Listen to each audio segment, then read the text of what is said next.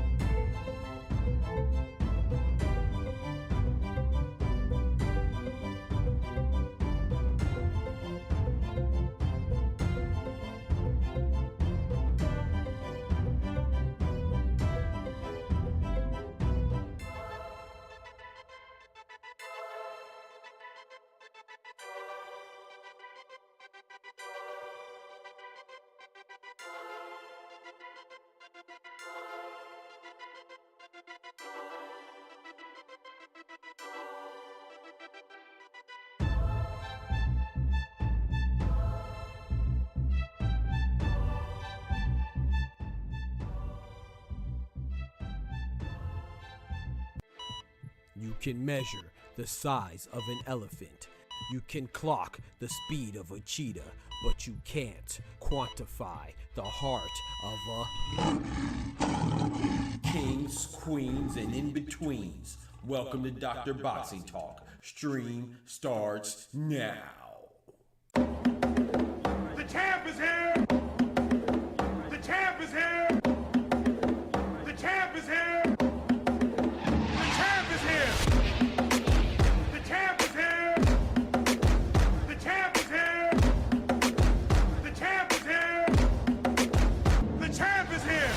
If I tell you I'm good, probably you will say I'm boasting. But if I tell you I'm no good, you know one line.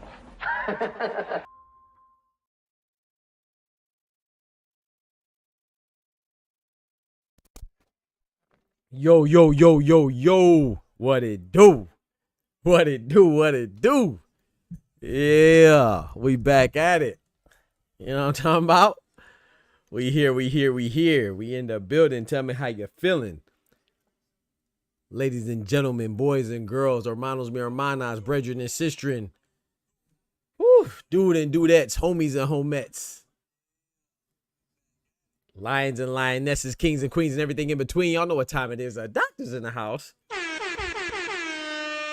I am here to talk and provide boxing commentary for what is possibly the worst gosh dang card this year. Oh my goodness. Queensberry has struck again. They have struck again, my friends. Queensberry has struck again. This card is gosh dang trash. I'm talking about it is terrible. Know your fucking place, trash. Basura. Like, what are we doing, bro? Like, that's why Queensberry suing Turkey in the ring, because they cards are terrible, man. Like, shout out to Queensberry because they put out cards often, you know, but their cards are garbage, man. Like, that don't mean, but you know, we are boxing addicts. We love boxing, pugilist enthusiasts, you know what I'm saying? That doesn't mean that we're not gonna enjoy it, you know, but from a recognition standpoint, or you know, I'll say like a recognizability, if that's a word, you know what I'm saying, as far as fighters having a high profile, people being you know, I don't know, anybody that has any type of status about them. This card is terrible. Like, we have even the main event, JAZZA Dickens versus, you know what, let's say our prayers first before we get too much of complaining. Forgive me. Let's go ahead and thank the Most High. Dear Heavenly Father, we thank you for your blessings, Lord. Thank you for bringing us to another day that we get to breathe and chase and achieve our dreams. We just thank you for your strength. We thank you for your mercies and your forgiveness. We thank you for your guidance. We thank you for your correction and your direction. We thank you for the doors that you close, just for us to be prepared for the doors that you open. So we just ask you to forgive us for our sins. Forgive us for our inability to be thankful and grateful, you know, as we should be.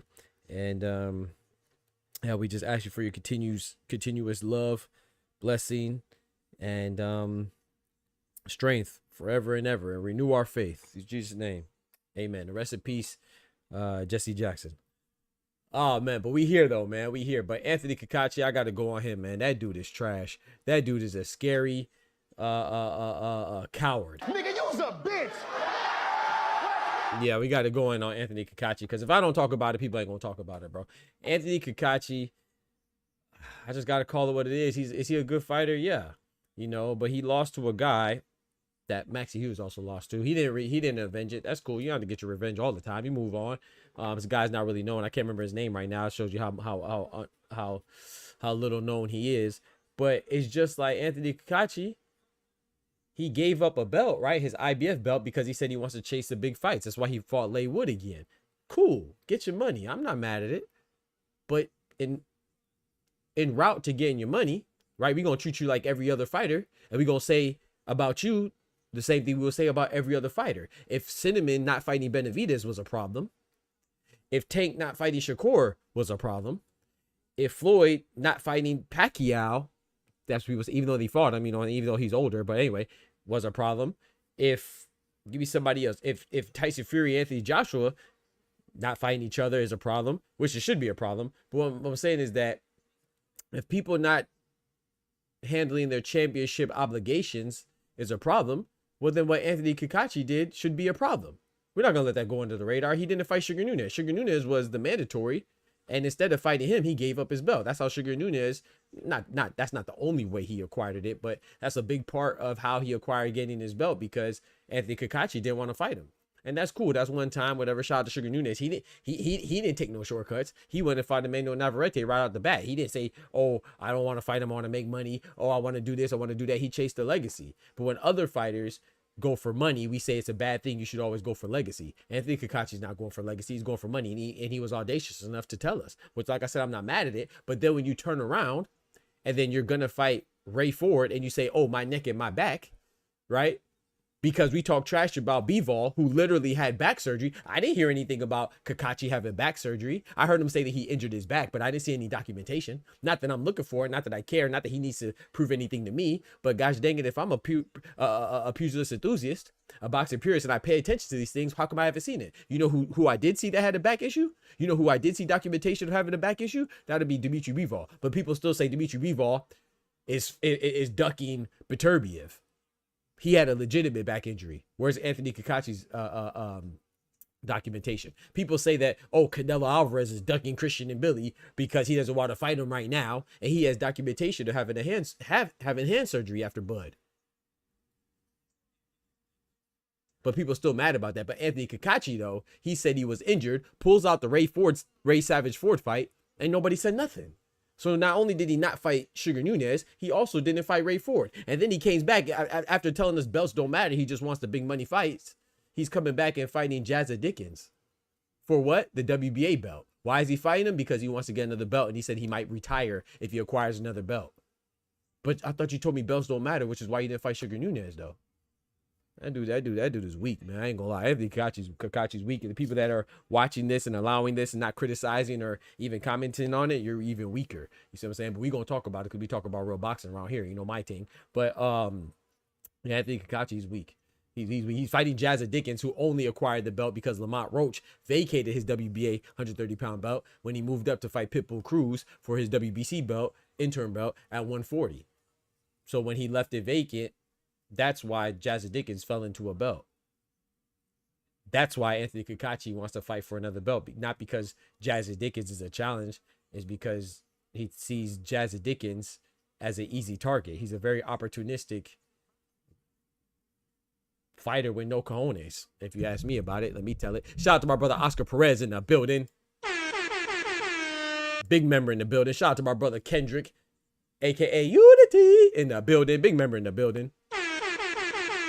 You know, I had to go on my rant real quick. Yeah, CACACE should win. I mean, if he loses to JAZZA Dickens, I mean, I don't know what to tell you. No disrespect to JAZZA Dickens, but it is what it is. I got to call it for what it is, because if I need to be qualified to talk boxing, because according to JAZZA Dickens, people The only people that should be allowed to talk boxing are boxers. You know, well, I was an amateur boxer, so I guess that counts. I guess he's not talking to me, but anyway, it's like he's talking like he's the Floyd Mayweather of boxing. He's talking like he's the Manny Pacquiao of boxing. Like, brother, relax.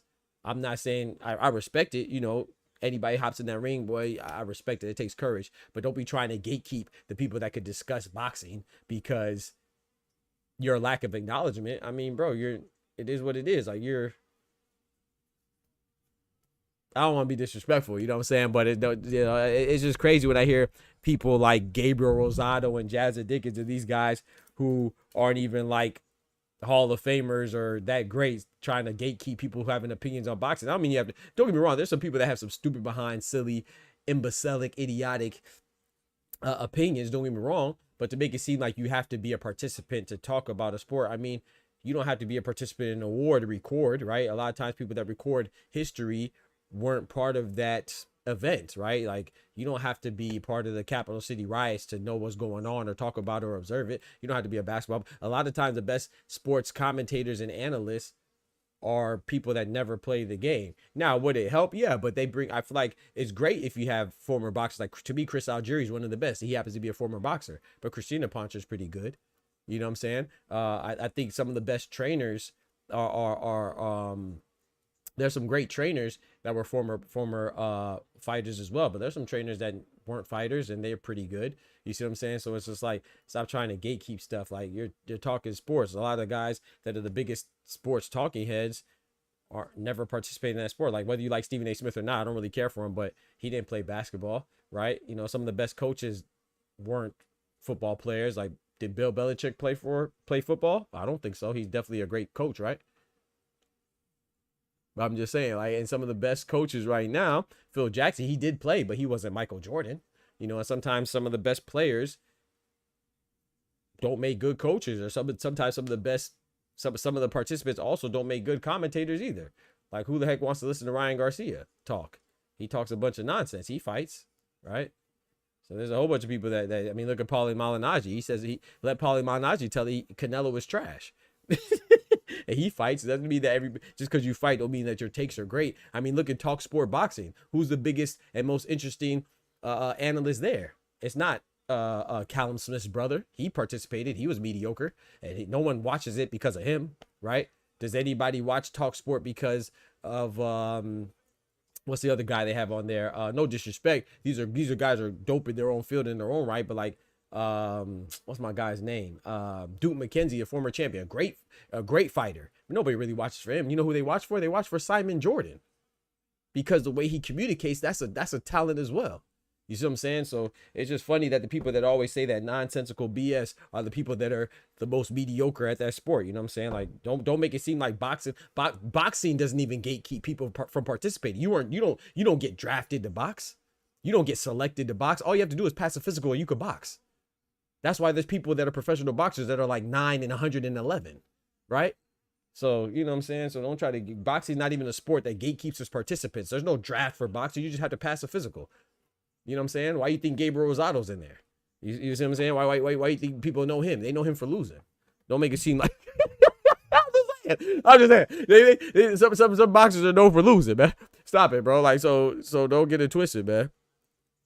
But yeah, of course you should be respectful and stuff, but don't act like, you feel me? But anyway, let's get to this fight though. Let's see what my boy Oscar said. They said Kakachi card. I heard Kaka, period. Exactly. Oh, shitty ass Kakachi. Shout out to my guy Unity. He said, hold up, this is the bum ass fight that brought you back. I know, bro. I wanted to watch the fight tonight, which is not a great fight either. Arnold Barboza and Kenneth Sims. In my personal opinion, they should not be the headline. No disrespect to Kenneth Sims, no disrespect to Arnold Barboza, but they should not be the headliner, man. The headline tonight should be Gabriela Fedora, in my personal opinion, or Oscar Collazo.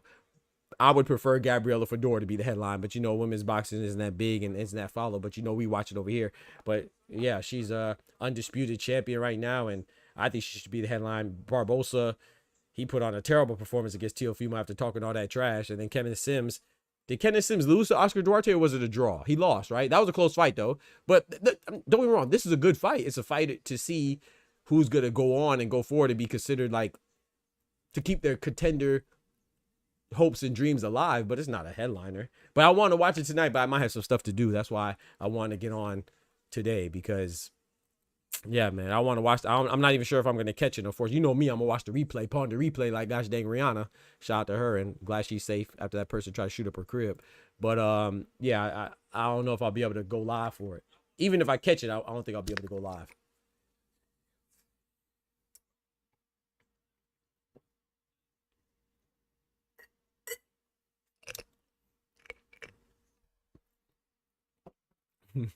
Who's winning the match right now? Shout out to Deadly. What's good? Right now, I think Carol's winning. No, wait. Which one's Carol? Which one's Murphy? Black Shorts is winning to me. Is that Murphy, according to the side thing? I think Murphy's winning right now. Deadly. 9 minutes and 11 seconds. What you talking about, Oscar? Throw Joe Kawasaki with that mix. Another guy that, you know, I got to give Joe Kawasaki credit for being good, but that's another guy that's overrated. But at least he has some names that he beat.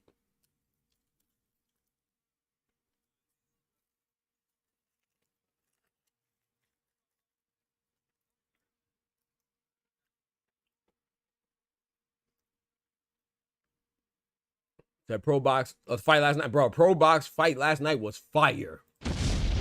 Oh my goodness. Nazi Lopez and Manuel Gallegos. Shout out to both of them. I knew it was gonna be a good fight. I didn't think it was gonna be that good. Boy. Kendrick, I was thinking about going to that fight too. I should have went, man. I gotta stop. I gotta just go, bro. Get out my own head, stop overthinking, and just go, man.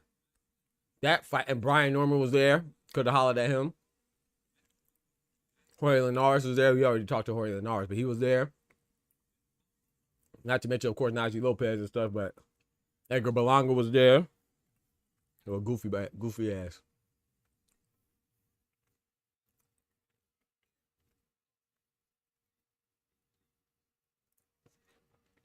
Not to mention Chris Algieri, Paulie Malignaggi, so not to mention other people that I probably didn't see. I should have went out there, bro. But that fight, that main event, the card was decent, you know, with the Valle brothers that fought. 2 of the 3 Valle brothers. The oldest one didn't fight. He lost on an earlier pro box card last year. But Dominique Valle and his younger brother Kenyon Valle, who are out of Florida, fellow Floridians. There were some tough fights. I think Dominique Valle could have lost that fight. But I'm not mad at it. It was a close fight. Could have went either way. So, but that gosh dang Naji Lopez and Manuel Gallegos. I will say this though. Gallegos, that headbutt that caused that cut on Naji Lopez, that might have let Gallegos last longer than he would have, but it's a fight. That's what happens in a fight, right? So, man, shout out to both of them, man. Gallegos has a chinny chin on him. Gosh dang, how is he taking them punches? I don't know. And then Naji Lopez, it was a huge momentum swing when Naji Lopez had him in trouble. Then Gallegos dropped him. Man, that fight was great, man. Shout out to Naji Lopez. Shout out to Manuel Gallegos. I will say this, though, not to rain on this parade, but I still don't think Naji Lopez, remember, that's light heavyweight.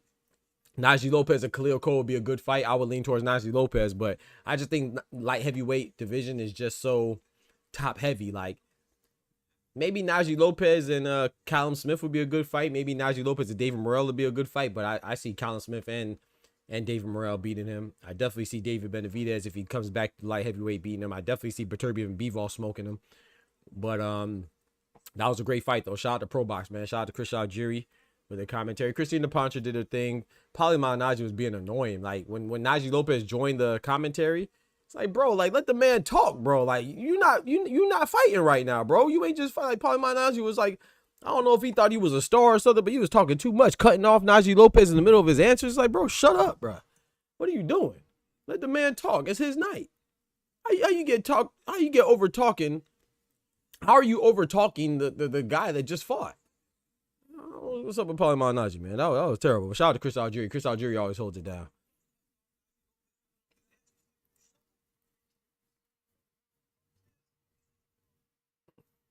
Yeah, Lopez and Gallegos both cooked last night. Facts. They both could. Shout out to my brother 2-4. What up, folk? Big member in the building. Yeah, man, I don't apologize for my absence, man. This job has been... I still been trying to drop videos and stuff and been so busy, but, man, hey, we here, man. I should be going live a bit more, too, because got a little break, spring break.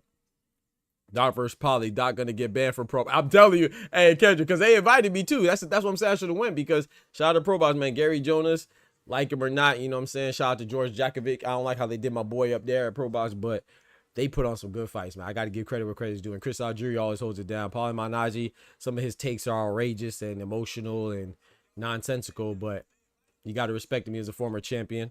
You know what I'm saying? But Chris Algieri, like I said, I always said that I think he's one of the best boxing personalities we have. Very knowledgeable, very even keel. He don't get too crazy.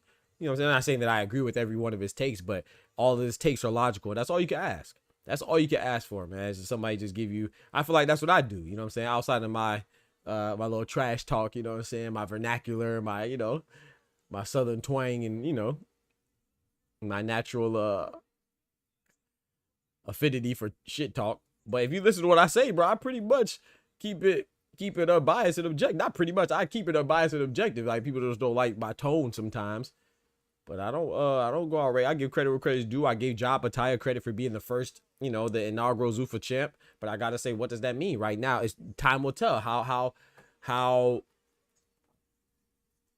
monumental is that. We don't know right now. It doesn't mean much because the Zuffa belt doesn't seem like much, but it's always good usually to be the first of anything. So later on in history, it may be great. You know, at the end of the day, you know, he might go down as somebody be remembered that's like the first WBC ever champion, the first IBF champion, first WBO champion, the first WBA champion. So the first Zuffa champion is big, but at the same time too, I got to acknowledge that he didn't stop Brandon Glann.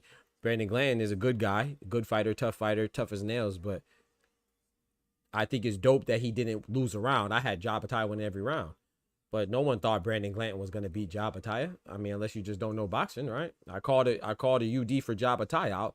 I didn't think he was going to win every round, so that part was impressive. But other than that, to me, Job Ataya didn't do anything. Kind of like Najee Lopez, right? Najee Lopez, that was a great fight. I don't think that last night didn't change my stance on him being able to beat any of the top guys that I named, the aforementioned top guys at light heavyweight. For me, even though it was a good performance, it wasn't enough to make me think he could beat the top guys. Same with Job Ataya. Like, to me, even though he beat Brandon Glann, I feel like styles make fights, number one, but I think Zerto, Benavidez too, if you want to call him a cruiserweight. Bivol, if Bivol moves up, he's contemplating moving up. If Turbia moves up, he mentioned possibly moving up. I think they all beat Job Ataya, and that didn't change my mind. I definitely think all those guys beat Brandon Glann. So let's call for what it is. But I don't be hating. When people be pump faking, talking about they want unifications, then you join Zuffa and fight Brandon Glann, I'm gonna say that too. Man, the Boxing Talk Square Up belt means more than the Zuffa. The Boxing Talk Square Up belt means more than the Zuffa belt. Yeah, that's a fact. Yeah. Right now, as it sits, that's a fact. That's a fact, Kendrick. You know what I'm talking about? Teach your mans how to squabble. That's a fact.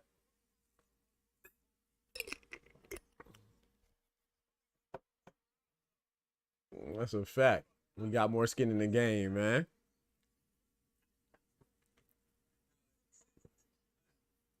It's so funny, like people, I don't know, man. People just funny, man. They just have no substance, man. It's like the same people saying that Boots needs to fight Virgil, and they're not mad at Virgil when Boots was chasing unifications at 147 and stuff like that. He's chasing belts. The man's a former unified Ring Magazine champion. The same thing that they praised Job Ataya for saying that he wants to do, Boots actually did it, but they hold it against Boots because he didn't fight Virgil. But it's funny when Job Ataya, all he's doing is saying that he wants to fight for unifications. They blame Zerto. But Boots wants to fight Virgil, and he actually unified and was a Ring Magazine champion, but they still blame Boots. Not everybody, just some people. Some people blame Virgil too, but it's just funny, man, the hypocrisy. Like I said with Kakachi today, like Kakachi is fighting JAZZA Dickens, but no one says that, oh, he ducked Ray Ford with his injury, but then people are mad at Hitchens for pulling out the Duarte fight and saying that he's ducking Duarte. So then Kakachi ducked Sugar Nunez and he ducked Ray Ford. But that's the thing about consistency, because I don't mind people saying Hitchens duck Duarte because I said it. But I also say Kakachi duck knew that. You see what I'm saying? Like, I'm not just picking and choosing. I also made a video about Hitchens looking shaky too. So it's like people pick and choose, man, based on who they like. I think that's just weak, man. Shows you have no integrity.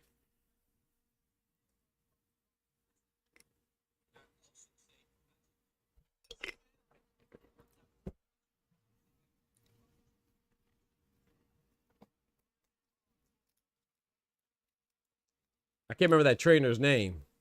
I like him though. He I don't know if he still trains Ben Whitaker, but the guy in the corner of Carroll, he was he trained Ben Whitaker, and he always says, "Good lad." Yes, lad. Good lad.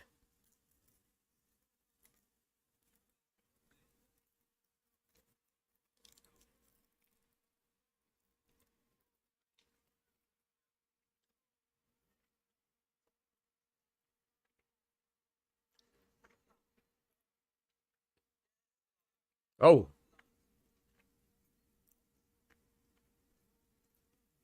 We got Carol King Kong going against Murphy. Oh, that was a nice left.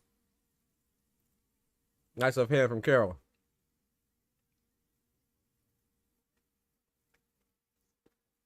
Shout out to Tufo and Kendrick and Oscar. Did y'all get notifications?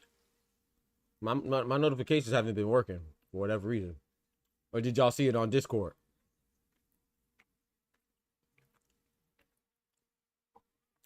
YouTube be hating on your boy, man.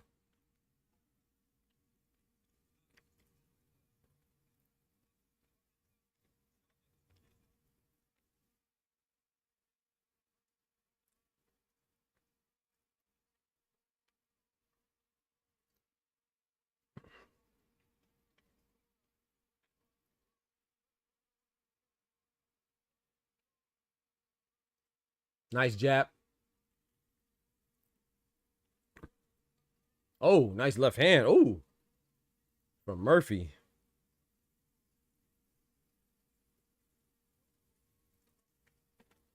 On Discord. Yeah, bro. They be hating on me, bro. Now, I was just scrolling and saw that you was live. Yeah, bro. I don't know. YouTube be hating, boy. No, I don't understand that, bro. I file a lawsuit against them bitches. I swear my notifications don't go out, bro.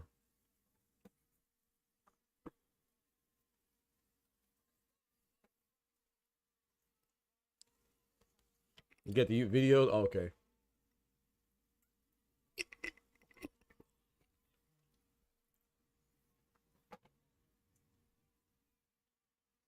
Appreciate it. Yeah, but that Pro Box card yesterday was fire, bro. I was fire, man. Shout out to Pro Box. They did a good. They usually do a good job of matchmaking though. And they doing their own thing too. You gotta respect it. They're not dependent on Turkey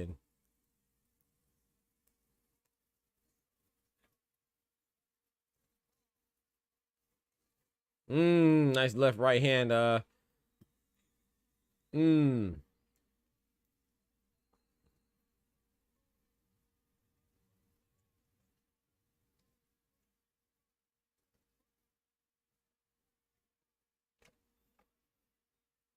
And then what it called? The Frank Sanchez fight is canceled.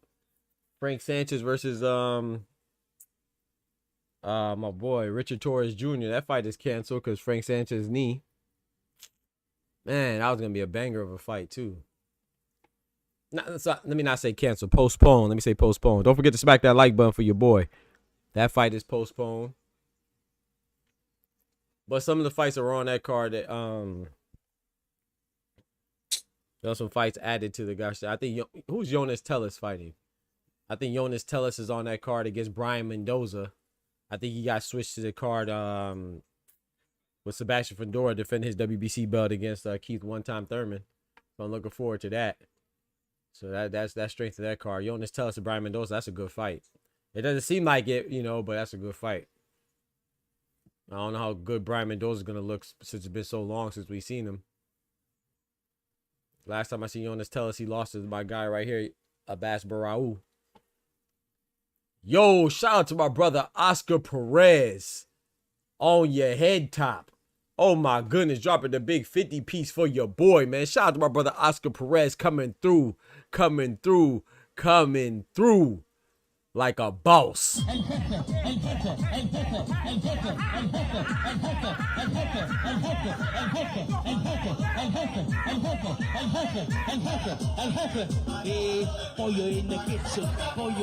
Man, the big 50 piece, man. Thank you so much, bro. My brother, oh man, me Hermano Carnal. I appreciate that, bro. Always holding me down with just big support, bro. I'm just comfortable, laid back right now, man. I ran 2 miles today, and I did my calisthenic workout, bro. That was my first time running over half a mile in a long time. You know what I'm saying? I ran 2 miles, ran over the bridge, came back, went and still did my pull-ups and my push-ups and my calisthenics and my squats and chin-ups and all that stuff, man. Muscle-ups. Man, felt good, boy. Out there making them young bucks look sloppy, you know what I'm saying? Your boy pushing 40 out there, leaving them in my dust. They ain't even ran that in a minute, bro. God is good. We strong, my boy. He said, let's call it how it is. Hitches needs to stop grabbing ass or Berlanga. Yes, I agree. They might both go to Zuffa, though. He said, let's call it how it is. Hitches needs to stop grabbing ass or Berlanga and move up rather than getting sick. Facts. Jai needs to fight someone notable ASAP. Facts. Hold on. My boy preacher right now. Everybody face forward in your pews.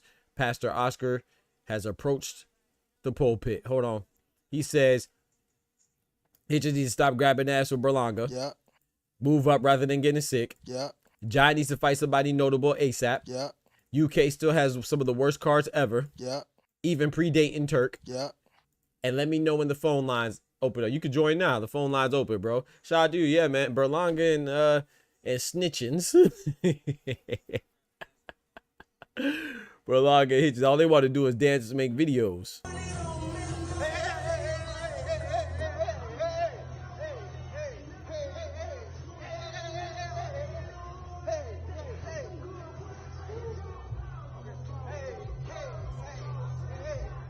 Yeah, man, Berlanga, both of them out there snitching. Berlanga out there snitching all Shiraz, man. You got to prove it, bro. You can't just make those allegations about Shiraz, man. Not saying that it's not true. I'm just saying you got to prove it. You can't just talk about it or take your L. But yeah, man, shout out to my brother Oscar, man. I appreciate that, bro. Appreciate the big 50 piece. Yeah, the phone lines are open whenever you want to join. Thank you so much for that big donation, man. Helps to keep us going and growing and keep the lights on around here, man. I appreciate you, bro. Shout out to you. But yeah, you said yeah, Berlanga and Hitches just want to make videos singing with each other and shit. Just want to make videos. But I'm hearing about Hitches. I made a video about Hitches might be joining Zuffa. You know, Keith Connolly represents him. Keith Connolly also represents Connor Ben, who just joined Zuffa. Keith Connolly also represents Berlanga, who's rumored to be joining Zuffa. Talking about he want to fight Chris Eubank Jr. I'm so glad that fight's not coming into fruition. Hopefully it doesn't. Who wants to see that crap? And then they're talking about Teofimo, who's also been making some videos with Berlanga, Hitches dancing, saying that Teofimo might be joining Zuffa too. So Zuffa might be popping, you know what I'm saying? Might be the place to go. Shout out to Kendrick, man. He says, speaking of which, I'm gonna need to hold your girl accountable. She going to let these young girls, gonna get these young girls hurt with her answer. You talking about the quote? I already talked about. Oh, I didn't make a video about it, but nah, I held her accountable. I did it on Twitter though. You gotta follow your boy on Twitter, man. You know, I did. I said, man, I love the quote, but I've said it before and I'll say it again. She needs to stop with this nonsense because there's gonna be a lot of insecure, ignorant men, you know, people that call themselves men, that's really gonna want to see her fight a guy. I don't ever want to see a girl fight a guy, but she got to stop it, man. First it was Keith Thurman, now it's Rolly. She mentioned it before, but she got to stop it, bro. It's just go fight Shadeja Green, keep kicking your fellow women's ass, and stop with the nonsense, man. Stop with the nonsense. Not saying she can't do it, but it doesn't even matter. You know what I'm saying? Well, I am saying she can't beat Rolly, but it doesn't even matter. Like, but I will say this too, you know, there's a lot of people that thought Ronda Rousey would beat Floyd Mayweather. That's even more disrespectful because at least Clarissa Shields is calling out people in her own genre of sport. Ronda Rousey is calling out a boxer, talking about she'll whoop Floyd Mayweather. So that's even worse. And some people wanted to see it, and not only wanted to see it, they said that she would do it. She would beat her. So she would beat him. I remember that. So, but nah, still, shame on Shannon Sharp talking about interviewing Rolly and talking about, oh, she brought it on herself. Yeah, she did. But I feel like as a man, you want to see that. It's just stupid. That shit weak. I don't need to see it. Some stuff you just know what would happen. Shout out to my guy Anubis. He said Barbosa versus Sims. Who you got? I'm kind of leaning towards Barbosa, to tell you the truth. Kind of leaning towards Barbosa, man. But I'm rooting for Sims though. I'm kind of leaning towards Barbosa. I feel like Barbosa, I don't know. I just feel like he might have a little bit more to prove, you know. Kenneth Sims, yeah, he could have beat Duarte. That was a close fight. Could have went either way. But yeah, I don't know.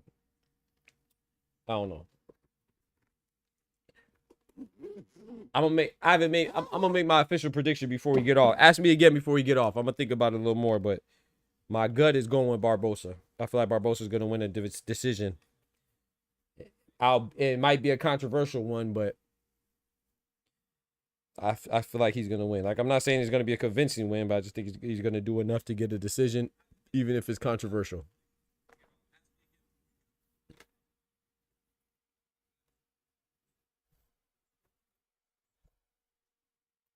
I could be wrong.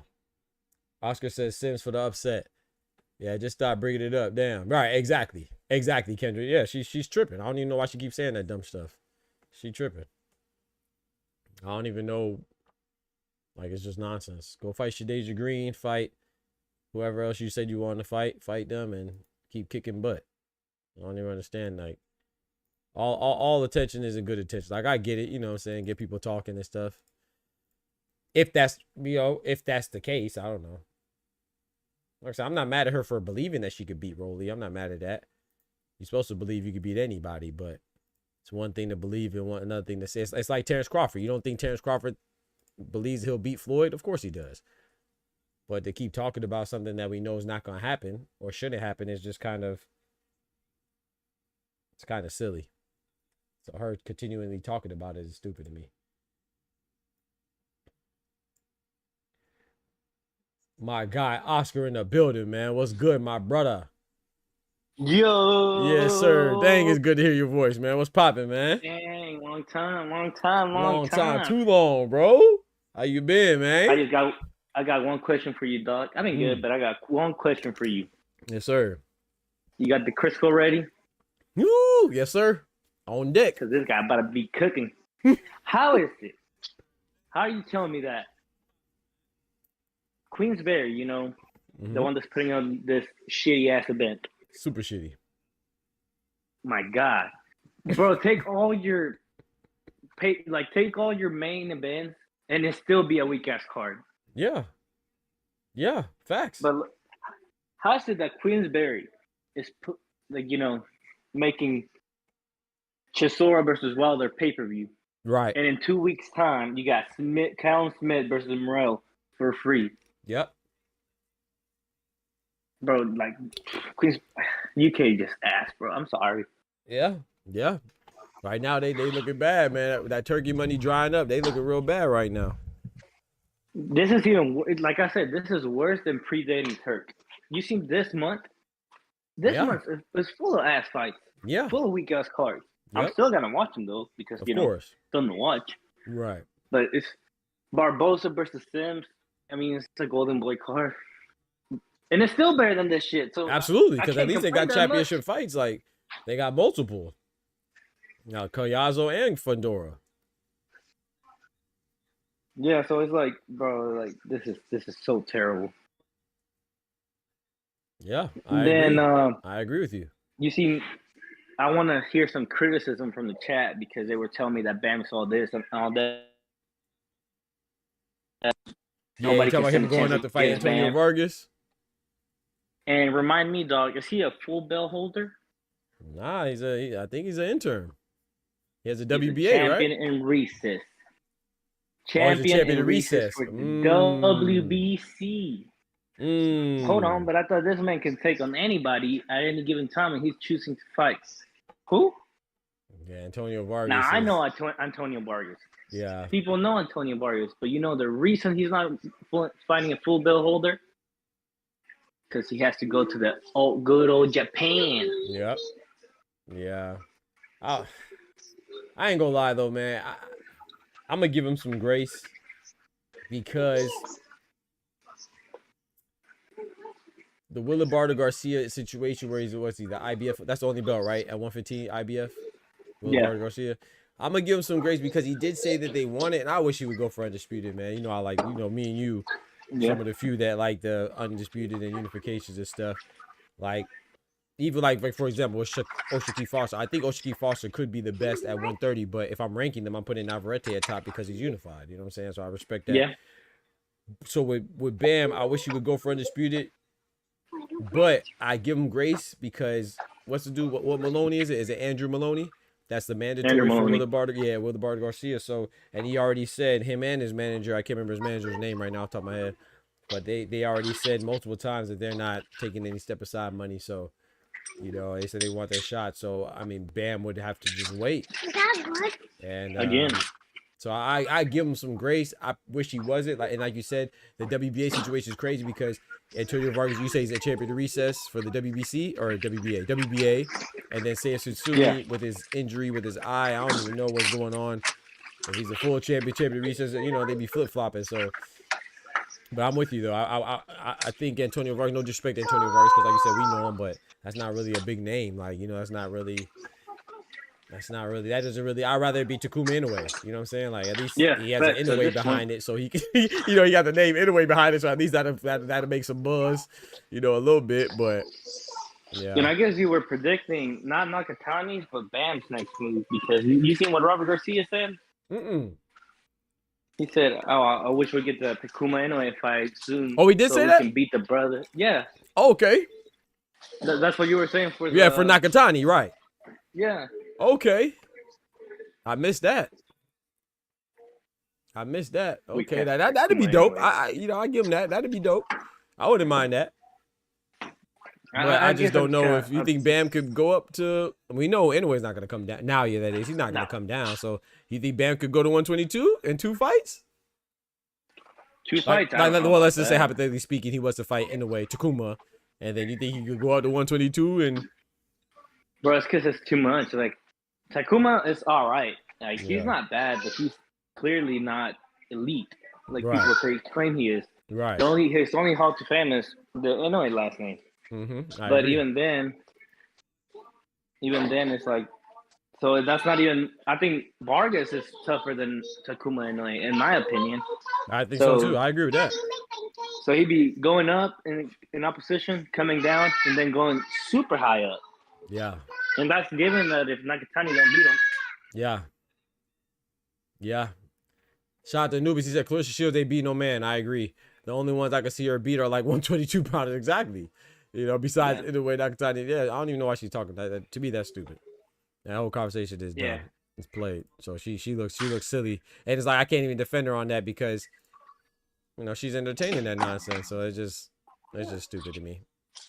It's like the Jai Albertine situation. I'm still IBF. Bro, what are you talking about? Bro, I don't even know. Bro, I'm not gonna lie, bro.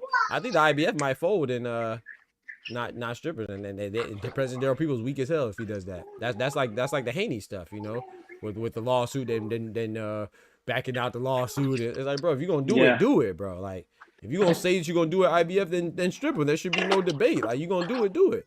Like, and I agree that they should, but if you gonna pump fake, then I mean, like, that's one thing I respect about WBC. Whether you agree with it or not, they strip you. Hey, they say they gonna strip you, bitch, you strip. Like, they don't care if it's your core, but hey, I don't agree with it, but they say they gonna do it, do you do it? The IBF, I agree with them stripping Jabatai because of how he violated, but if you pull back, it just shows that you have no backbone, and it just proves their point of there's no, like, the rules can just be changed when convenient. Or adhere to when convenient, so that's weak. I hear that, and I agree with it when it comes to Jai, and I agree.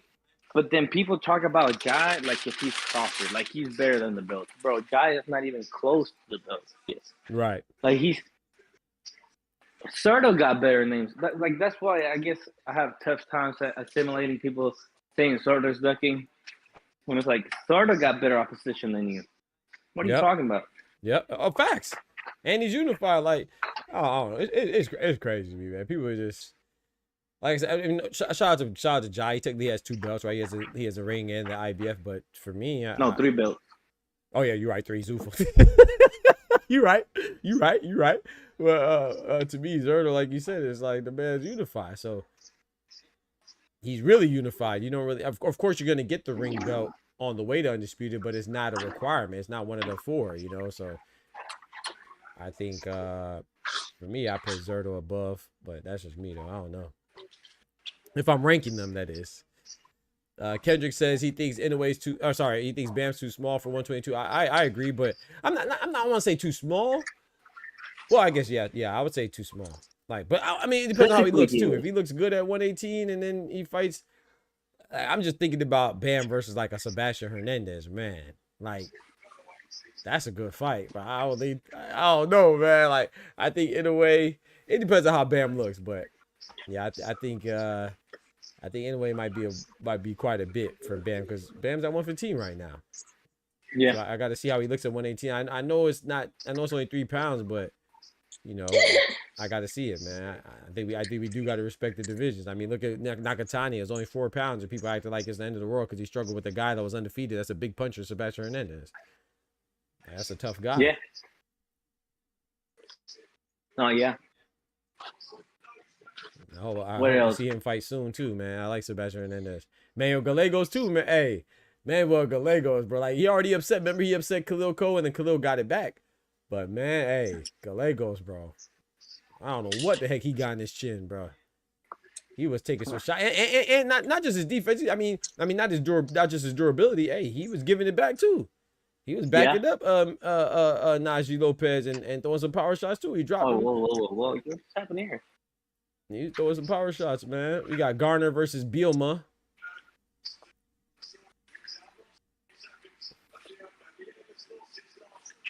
Yeah. I think 126 is too much. I think that's too much, Kendrick. I'm with you on that. Yeah. 126 is too much for Bam. I think.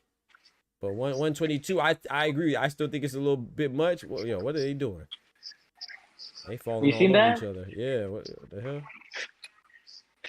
Not just 126. I think for Inoue too. I think 126 is too much. I agree. I think 126 might be too much for Inoue as well. To me, it's just funny how people like Paredes, Shushu for calling out Inoue, but then like 5 minutes later, whenever they asked him about Navarrete, they were like, he was like, "Oh, bro, I'm at 120. I'm at 126." That's what he said. Right now, I'm doing my own. Yes, bro. He must have been talking to the Ring. I saw when he had an interview with the Ring, I think, but I missed it. I didn't watch it. No, the Sean Porter. Okay, I definitely didn't see that one. Okay, Porter Wade podcast. He said he's too small for 130. No, he didn't say he was too small. He's like, right now I'm on 126. I'm doing my own thing. He's too herky jerky, all this and that. Like, bro, I don't want to hear that. I don't want to hear that either, bro. Because sometimes you should be looking like he could barely make 126. Fact. Oh no, man. Who Shushu just beat again? He just beat Castro. Who was it? Castro. Down the spot, Fulton. Was it Carlos Castro? Yeah, it was. Yeah, it was. I could have sworn he didn't fight after that. Yeah, no, because that's when he won the belt. Yeah. Carlos Castro. It's just like that's a good win, but I don't know. I feel like he got to fight. I'm not gonna say he has to because he just got the belt. Of course, he can get like a little, good, nice, solid defense. But I want to see some unification, man. WBO, Espinosa, IBF, Angelo Leo, WBC, Shushu Carrington, WBA, Figueroa, bro. Right, bro. Who's WBA now? Brandon Figueroa, right? Mm-hmm. Yeah, man. I wouldn't mind that. I think they talked about Shushu and Brandon Figueroa. I wouldn't mind that. They both seem down. I know Brandon Figueroa is down to fight anybody, so shout out to him.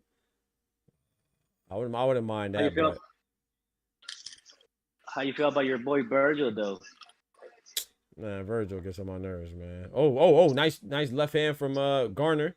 Virgil. Like I said, bro, it's just annoying, dog. I'm kind of over the boots at Virgil drama now. It's too much, bro. Like, but Virgil talking like, bro, you got to go get you a belt, bro. Nice right hand. Nice right. Bro, they might have to start calling some of these knockdowns, man. This man keeps hitting the canvas, bro. I know they're not legit knockdowns, but gosh dang, man. Stay on your feet. Nice right hand from Garner. I think Virgil is just, he's deluded, bro. It's just delusional, man. Like, what? You might as well just say that you don't want to fight Boots, dog. Just say it, bro. So don't make it seem like it's on Boots. Like Eddie Hearn pulled up, Boots pulled up. You know what I'm saying? You could have pulled up against Lima, you and Robert Garcia and Rick Meridian talking about you don't need Boots and you didn't get an invitation to pull up on Boots and Lima. It's like, it's always something, bro. It's always something. Now it's a lawsuit. I said, to me, it's just funny how he's like, yeah, this time, but last time. Right. I was like, bro, you could have fought at 147. What are you talking about?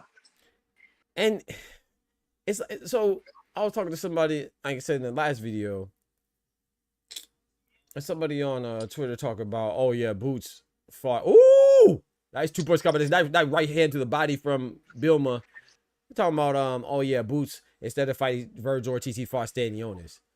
Bitch, Virgil Ortiz and Stanionis were supposed to fight, but that's one of the fights where Virgil Ortiz fell ill, right? And you know, that was what, 2018, 2019 or something. So we're really giving Boots shit for fighting an undefeated champion for unification.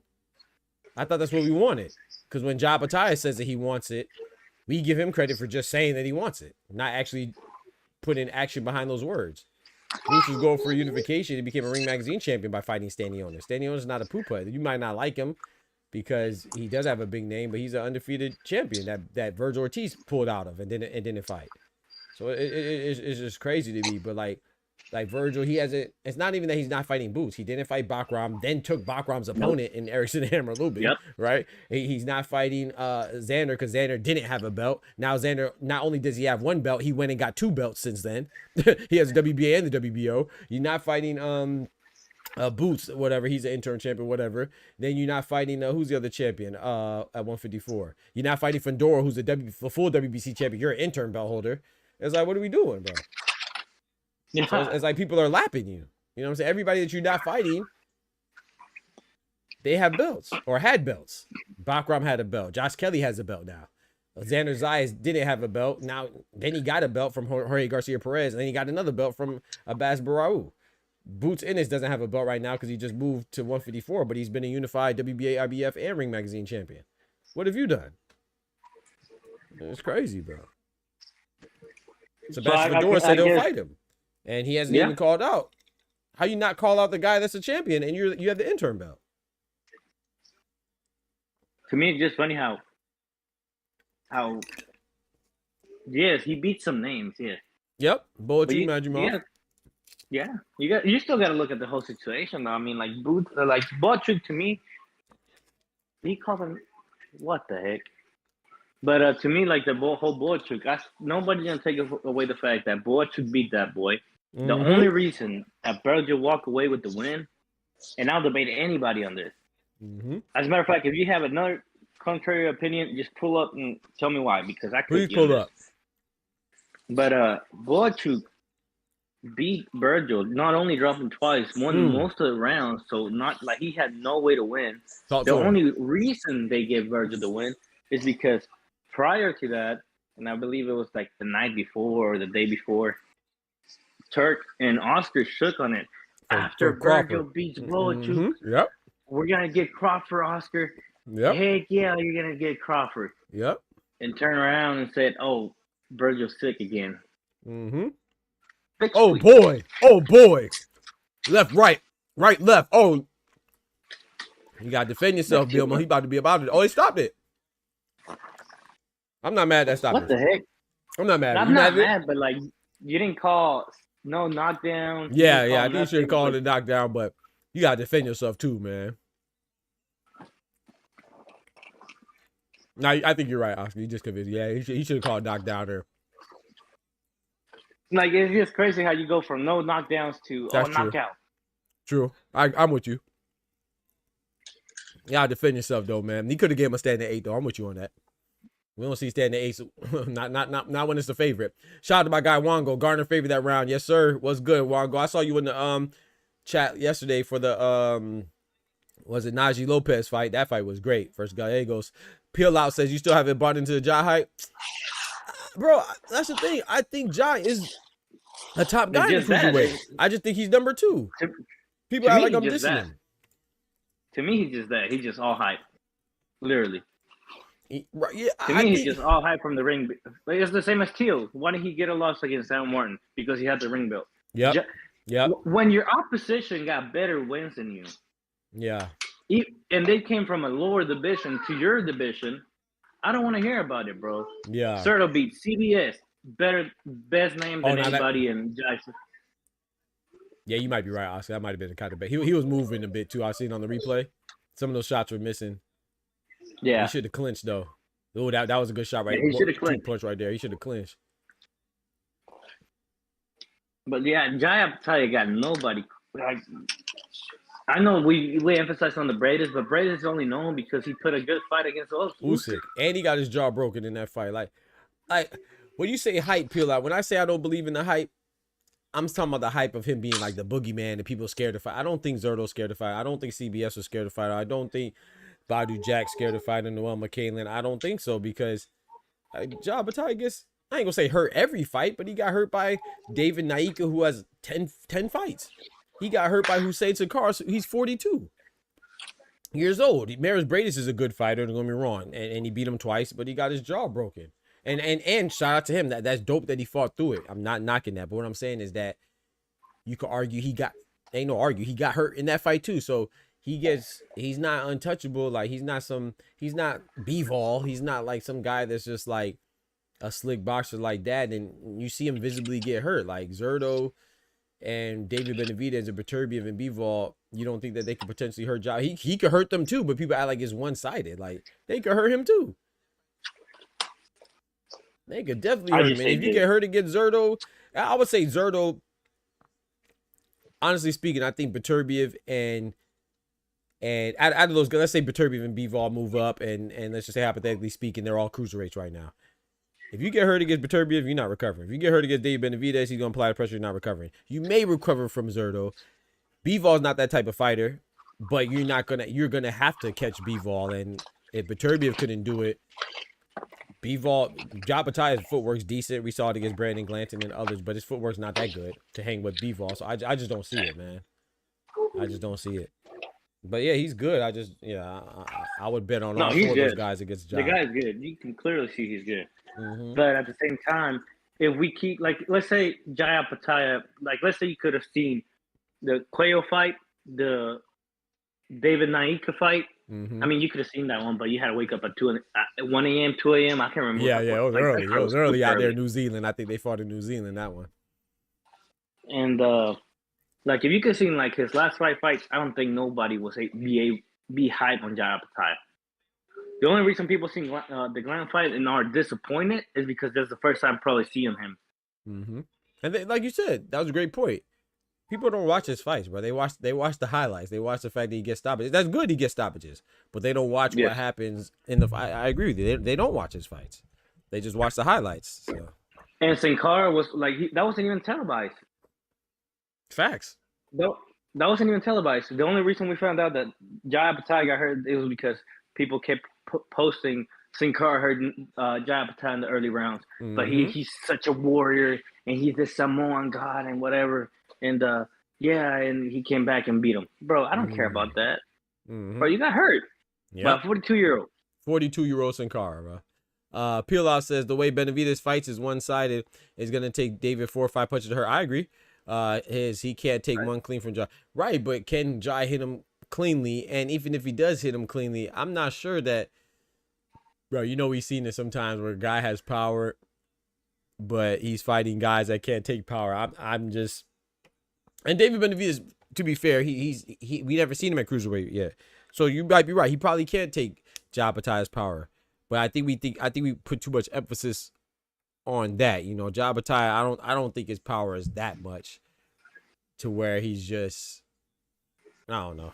Like, he's not just like hitting guys one time and he's not Wilder, bro. Like he has power, don't get me wrong, but you know, it takes a while to get there too. He's not like a one punch. He's not Wardley or Wilder or Tank or, you know what I'm saying? It's not like that one shot shotgun type of power. Like I see people and like that, I see the Benavidez point because he's not a power puncher per se. He's more like a accumulation puncher. Yeah, he's gonna accumulation overwhelm you though. But Jaya Batai is basically the same way. I mean, he didn't hurt Glenn in the first round. Now, granted, he has like a chin made out of granite or something. But he fought CBS and lost to CBS and got hit. And I actually seen his legs buckle a little bit against Jai. It was just a one-sided beatdown. I mean, yeah, Jai beat the hell out of Glenn. I got him that. Wango says Benavidez can overwhelm. That's what I think too. That's how I see it. I see him overwhelming Jai.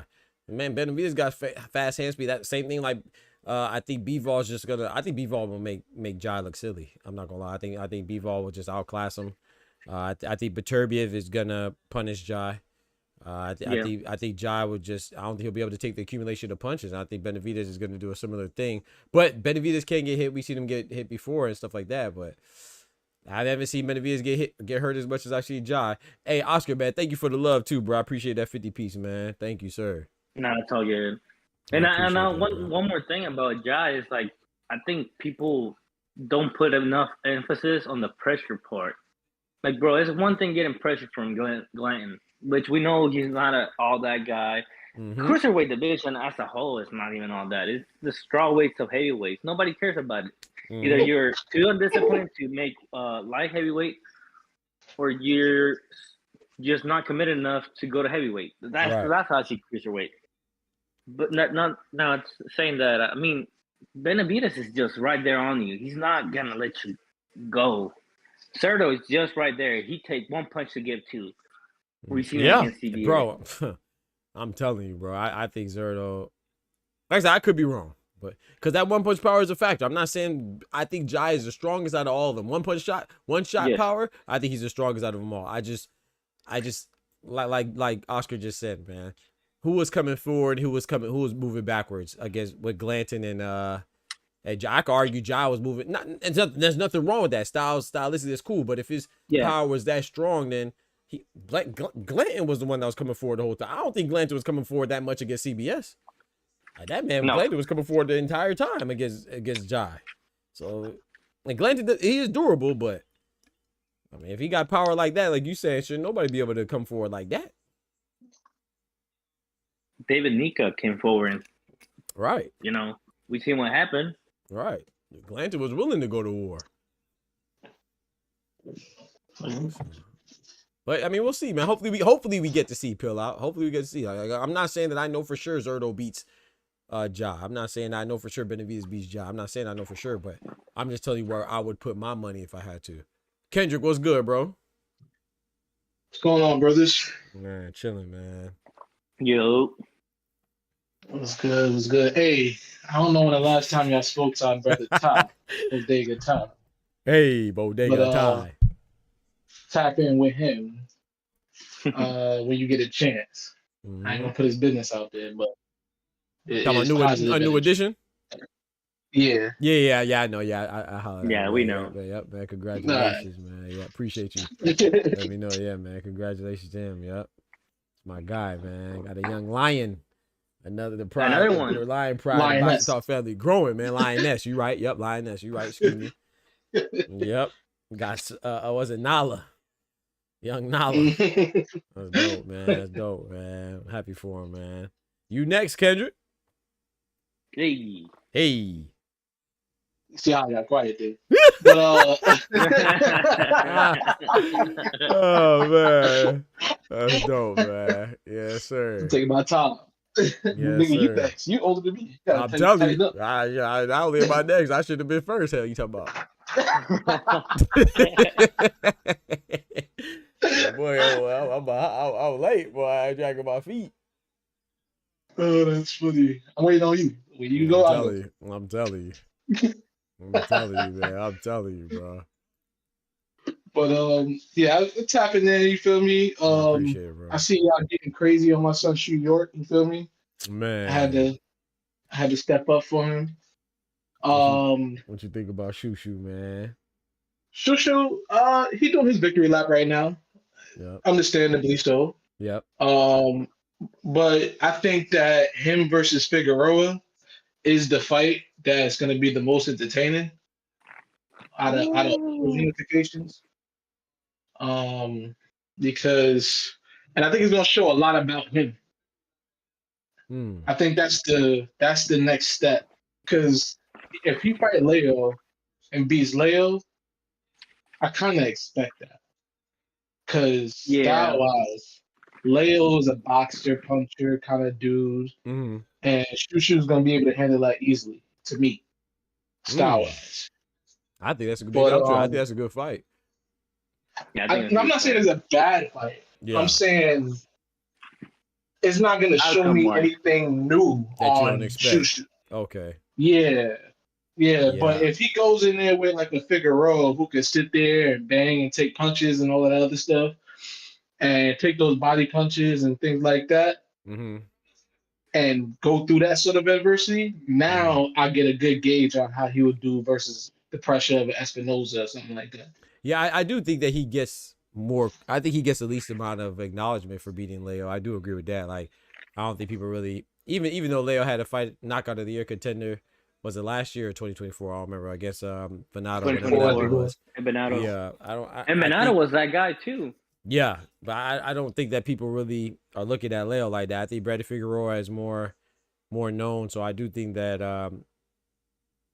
that I think that's the best fight for all the right reasons. Like you said, I think Espinosa would be a little too early. I wouldn't even want that fight. I wouldn't mind it. Don't get me wrong. I wouldn't be mad at it. I love it, but I just think that I feel like Espinosa is not the first unification you have. I think Brandon Figueroa is perfect. I don't think Espinosa is even going to be, or one of them is not even going to be in the division long enough to even have that unification, to be honest.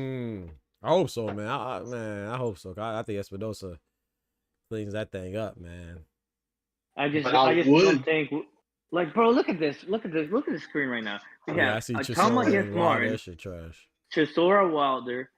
Warley Dubois, that's a great fight, not gonna lie. But look at those two fights, like the first two, bro. Like, we know those cards are ass. Yeah, that's what I'm actually excited for Wilder. So but the card, like you said, and the fact it's on pay-per-view is trash. Now you know why I cancel my DAZN. Yeah, that shit is trash. Tufo says, I just see Hot Rod flatline. Yeah, man, Hot Rod Kalajic. He said, I see a flatline somebody. Benavidez could have put a dead in. Benavidez slapping punches instead of for the giant gonna play out well. You might be right. Tufo. I could be wrong. You know, Hot Rod, bro. That fight was Zuffa too. That was a good fight. Beat, he was though. He got dropped. What did he get dropped like 3 times? Kendrick? Yeah, he was getting his ass beat. He was. I mean, that was one of those puncher's chance kind of situations. I can't give him. I was excited for him, but at the same time, I can't be like that was a great performance. He got his ass beat. I'm with you on that. You know how they say Brandon Adams was Brandon Adams the one that beat Fedor? Nah, not you talking about Brian Mendoza. Nah, Mendoza, yeah. Mendoza, yeah. Like, you know how they say he only got he got lucky and all that? No, that's what happened to Hot Rod to me. I think that's good. I like that. That's a good analogy. I like that. Yeah, because Buddy could have just not put himself in that position and won the fight handily. Yeah, you're right about that. And that's part of the reason why I don't blame fighters like Devin Haney or Shakur Stevenson when they have a wash in hand and they don't fucking put themselves in those positions. That's exactly why I never say anything bad about it. Facts. Punches hurt. Yeah, punches hurt. I think he could do it. I think he knocked him down 3 times. I think he can knock him out. And the next thing you know, you're waking up like, wait, what happened? I won? What happened, bro? Nah, bitch, you done. Yeah, that's Tim too. Crazy. I actually met, I don't know if I told you, I met Kalazi, man. It was just, I didn't get a chance to get an interview because it was just so fast. But he was at the MVP joint in Orlando too. Yeah, I got the yeah, I didn't have a chance to take a picture though. He dapped me up, shook my hand and stuff like that. Yeah. Hey Kendrick, all you gotta do is ask Tim Sue about them punches. Yeah, that was me a 12-pack. Katie Taylor. Sorry, Tim Zoo gonna get his when he fights Spence. Bro, Tim Zoo has a fight between that. He's fighting somebody. I don't remember who it is. And it's pay-per-view, dog. No, it's not. Yeah, that's crazy. They paying us to view? I'm telling you. Tim Zoo is pay-per-view against nobody. Yeah, that's crazy. Yeah, they wilding right now. See, and I think this is the consequence and ramifications of the turkey stuff, man. Like, this is what people are scared of, I guess. Putting on, dude? You know what, Doc? I wouldn't even say it's that. 44-year-old. God damn. Yeah, that's crazy. You don't think Doc, so, I wouldn't even say it's that. I think it's a change of our perception of fights now because of Turkey. If you get what I'm saying? Yeah. So it's like Turkey gave us really pretty good fights. He funded fights that were really good, not super expensive.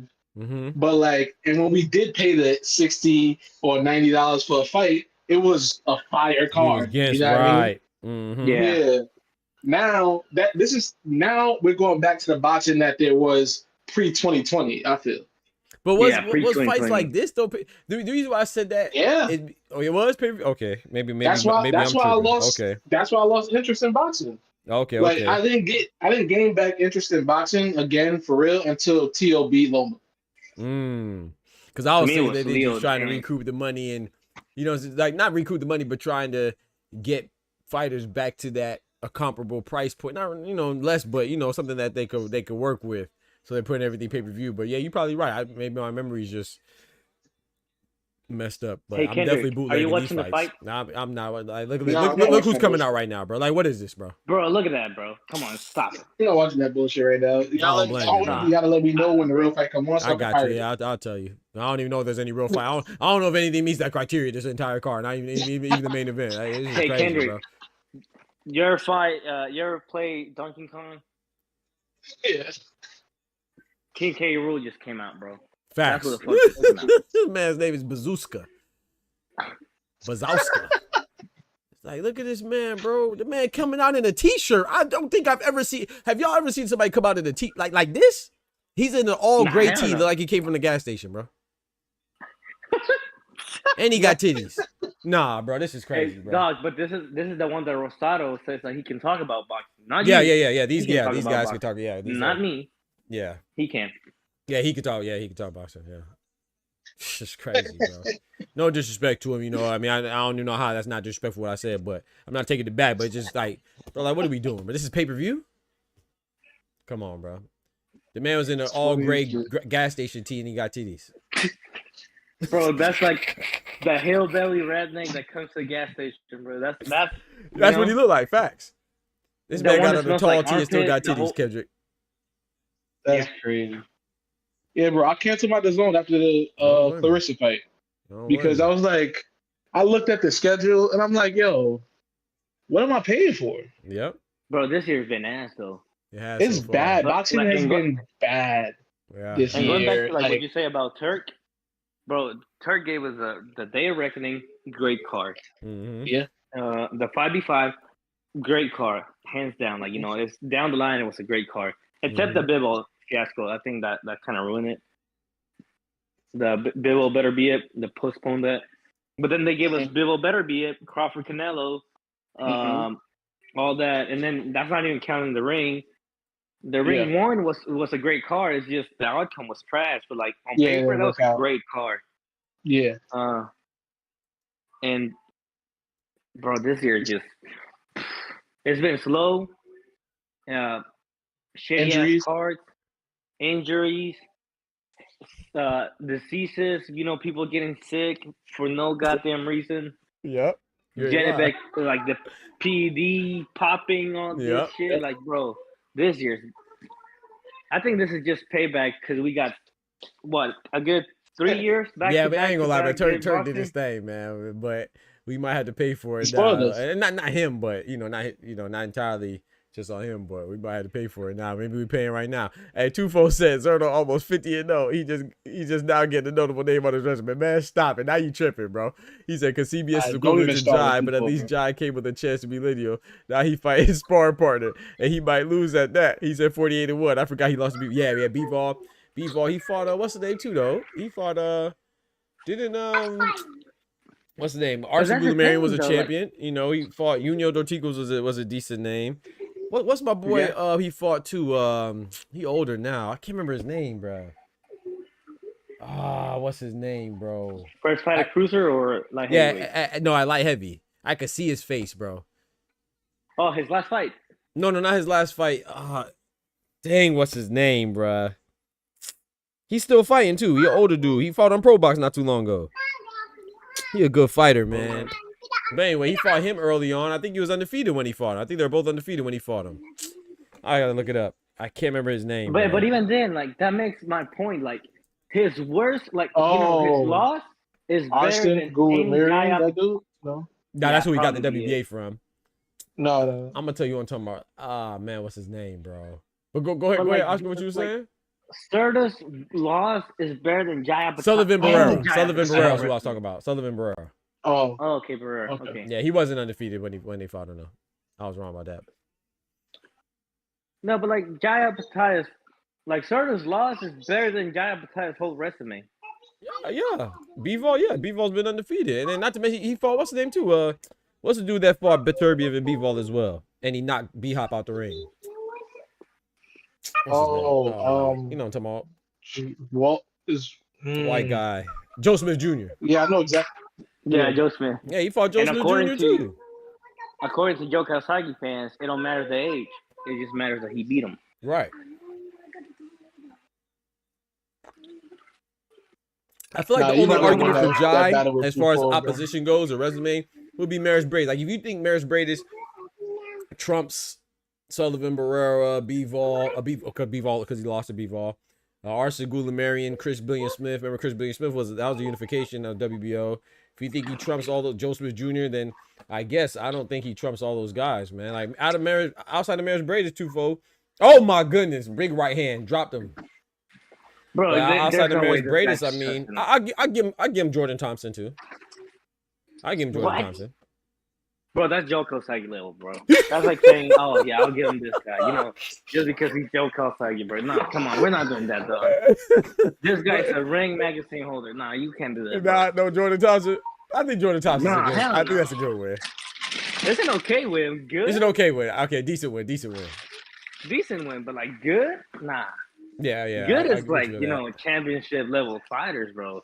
Yeah, Jordan Thompson's not championship level fighter. I'm with you on that. Like guys that could win a championship fight, maybe not retain the belt, but But like a win. Okay, I'm with you on that. I would say that's a decent win though.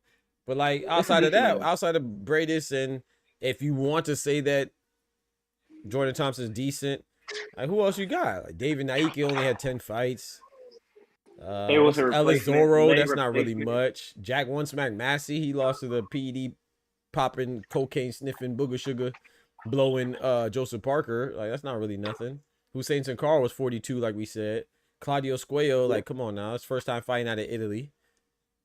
Wasn't a mandatory. It was not a mandatory, it's voluntary. So why did he even fight him? And now he just fought Brandon Glenn, who already lost to CBS. And like, other people too, right? Saying not a mandatory. What do I mean by this?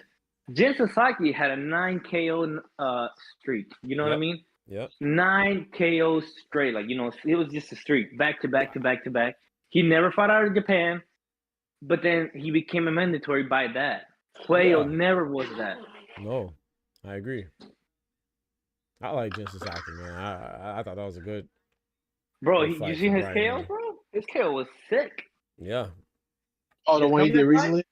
Yeah, that was good. Coming back. I was like, damn. You know why? Because he forgot that he got knocked out. That's the only reason why he was able to go in there and knock that boy out. That boy hit the reset button. I'm telling you. Literally, because he forgot to fight. I'm telling you. Yeah. And Jin Sasaki, I think it was an Australian guy, Camille Bala. That was a good fight too. Jin Sasaki versus Camille Bala, if no one's seen that. That was a good fight.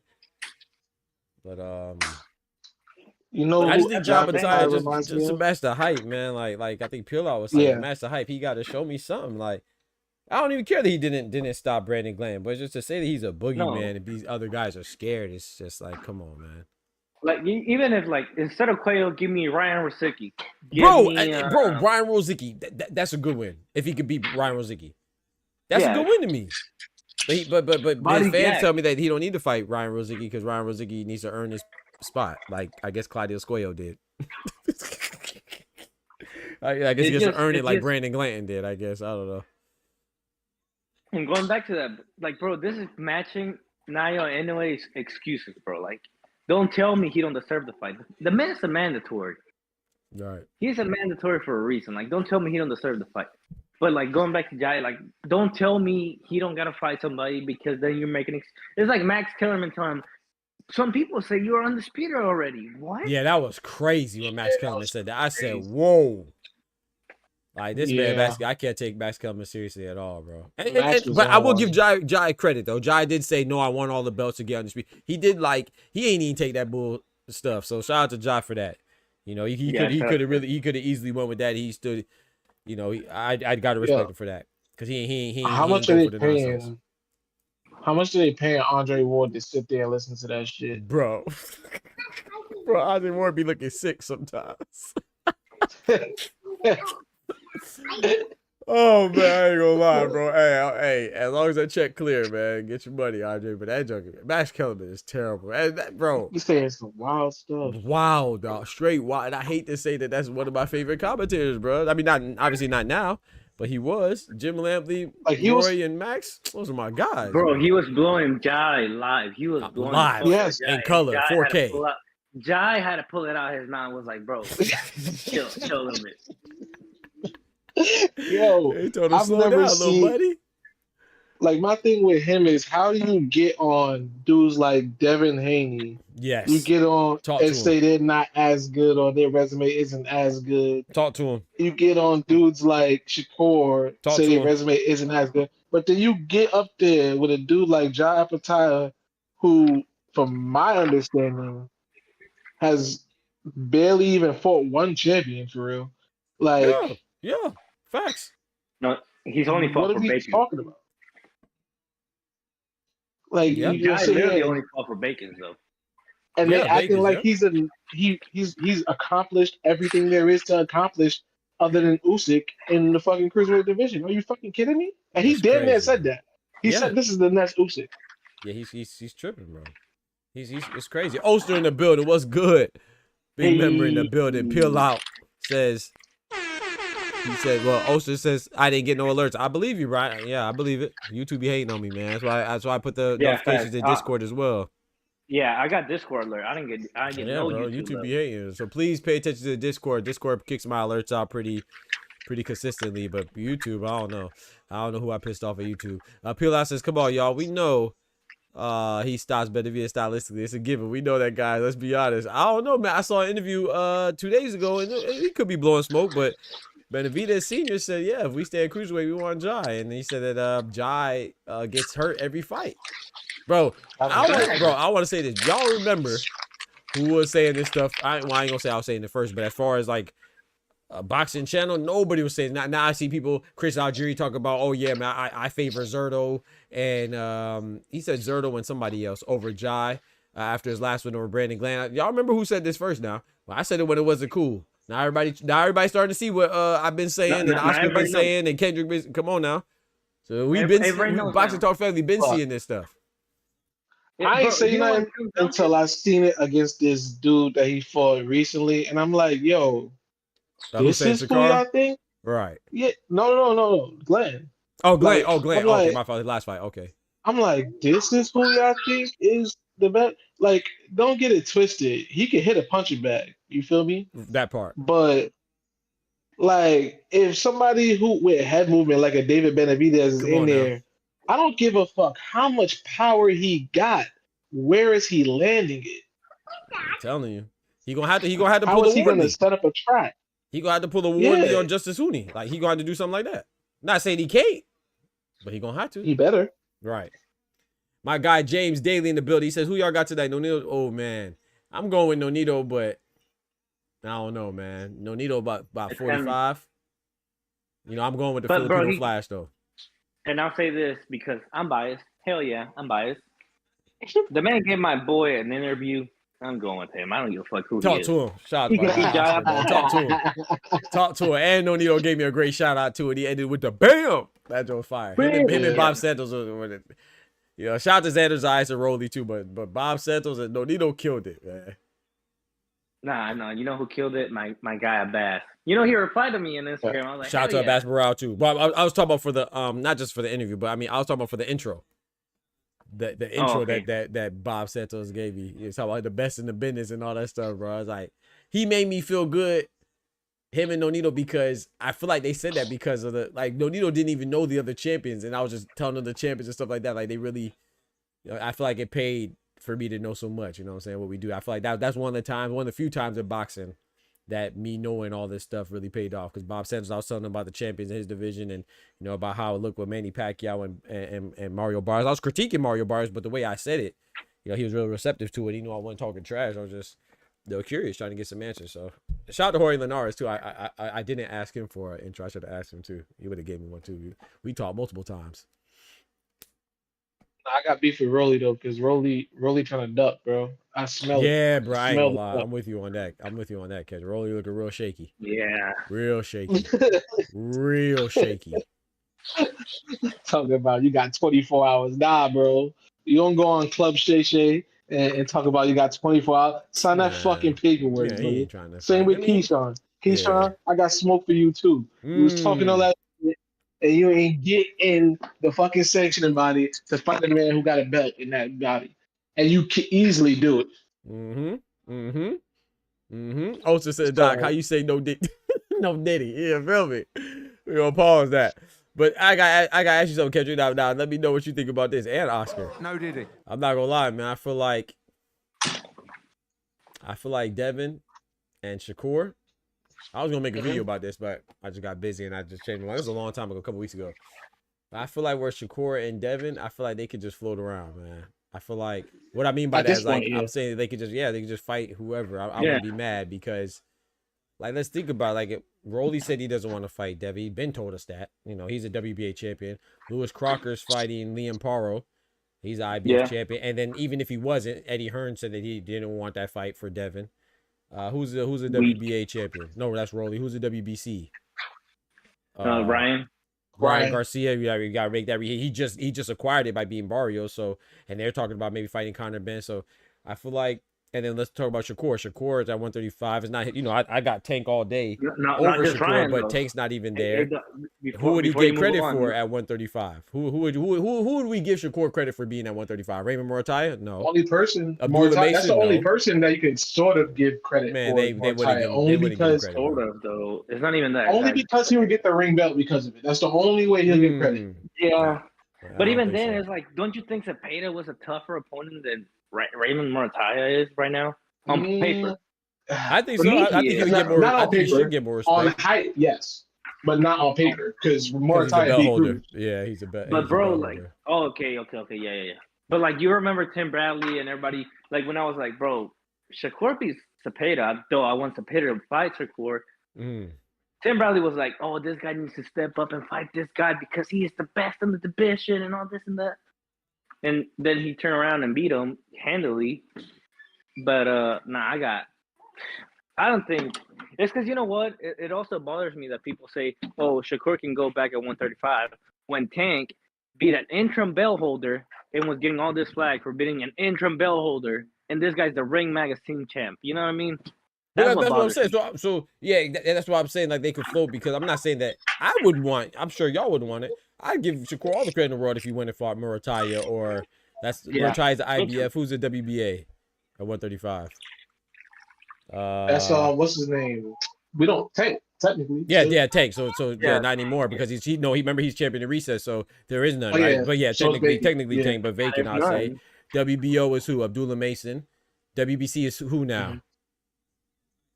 Because it was Shakur, but they stripped him. I think that he's they having a vacant fight. They having a vacant fight. Yeah, a vacant fight. It's not Hadi Herrera because he's an intern, but it's Roach Zepeda. Yeah, that's somebody Roach else. Zepeda. Yeah, Zepeda. Yeah, Roach Zepeda. So who he already beat Zepeda. If they didn't give him credit for Teofimo, like don't get me wrong, some people give him credit for Teofimo. Roach is a good fight.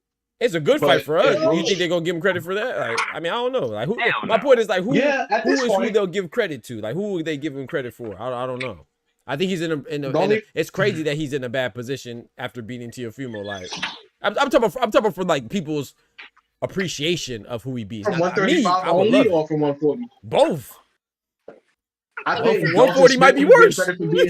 You think so? If he beat Dalton Smith, he'll get credit. Okay. Only because the way Dalton Smith knocked out Sabrina. Yeah.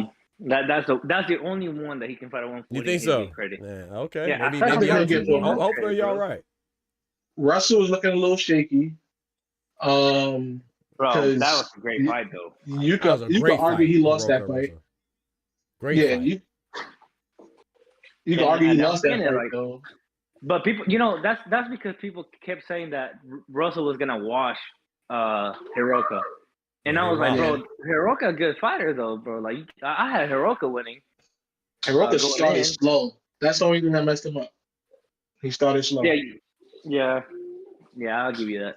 But you know, like round 7 through 12, he was whooping that ass. I'm not gonna lie. But that's just because people thought that Russell was just gonna walk through this guy, and this guy's good. Like just people didn't know him because he fights out in Japan. Not their fault, but it's also not. It's kind of their fault because they put so much emphasis on Russell. Right. Pilot says, who y'all think Boots gonna fight next? Somebody that people are gonna be disappointed with. And like it's his fault, it's not his fault. Yeah, it don't matter who Boots fights. He gonna fight for a vacant belt somewhere probably. But you're not gonna get no love. James says it's 50-50 fight. Got Masuda at 6 round stoppage. I'm not mad at that. I'm not mad at that over Flash. Osa says I got you. Oh, what'd you say? Kendrick, my fault. Remember a couple years back, maybe a year or so back, we was talking about like the resumes between Tank and Shakur, and when I was on my tip where they was never gonna fight, and I had that argument of the reason why Shakur's resume is so weak is because people do not want to fight him because he is a career ender essentially. Because after you get in the ring with him and you look the way you look, nobody wants to see you again. So the thing with that is, I think that goes to your point of who does Shakur fight next. Like, Steele was the only one either bold enough or dumb enough to take the fight. Yeah. You get what I'm saying? Yeah. Devin, I think, would take the fight, but only on his terms, and I think they're too far apart. Right. So Shakur will only get credit for Devin and Tank. Like, even people say they want Ryan Garcia. If Shakur beats Ryan Garcia gonna be trash again. People nobody cares about Ryan Garcia. Yeah, they don't. They say that now, but and same with Tank too. Tank is also Canelo's also a victim of that. I think Shakur, Devin's also a victim of that. Like Devin fights Lewis Crocker. He's not gonna get no love for Lewis Crocker. Right. We don't get credit for Tank being Ryan. How many people don't even mention that shit? Right. And then on top of that, if they do mention it, they'll say Ryan gave up. It's more of a knock on he Ryan. Was dehydrated. Right. He was dehydrated. Yeah. Look, Ryan gets credit for Barrios. Tank didn't get credit for Barrios. Lomachenko got credit for Kambosos. Devin didn't get credit for Kambosos. Hitchens didn't get credit for Kambosos. But Tio lost to Kambosos. Kambosos was trash. But then, just certain fighters get certain credit for, I don't know. It's crazy. Yeah, you're right. And they usually fight those guys at a better time. To me, at least. So, I don't know. Oh, so I pulled you up, I think. Oh, no, I didn't. My fault. I thought I did already. My bad. Maybe I did it and put you back. I don't know. I could have sworn I did. Yo, so what's good, bro? What's poppin'?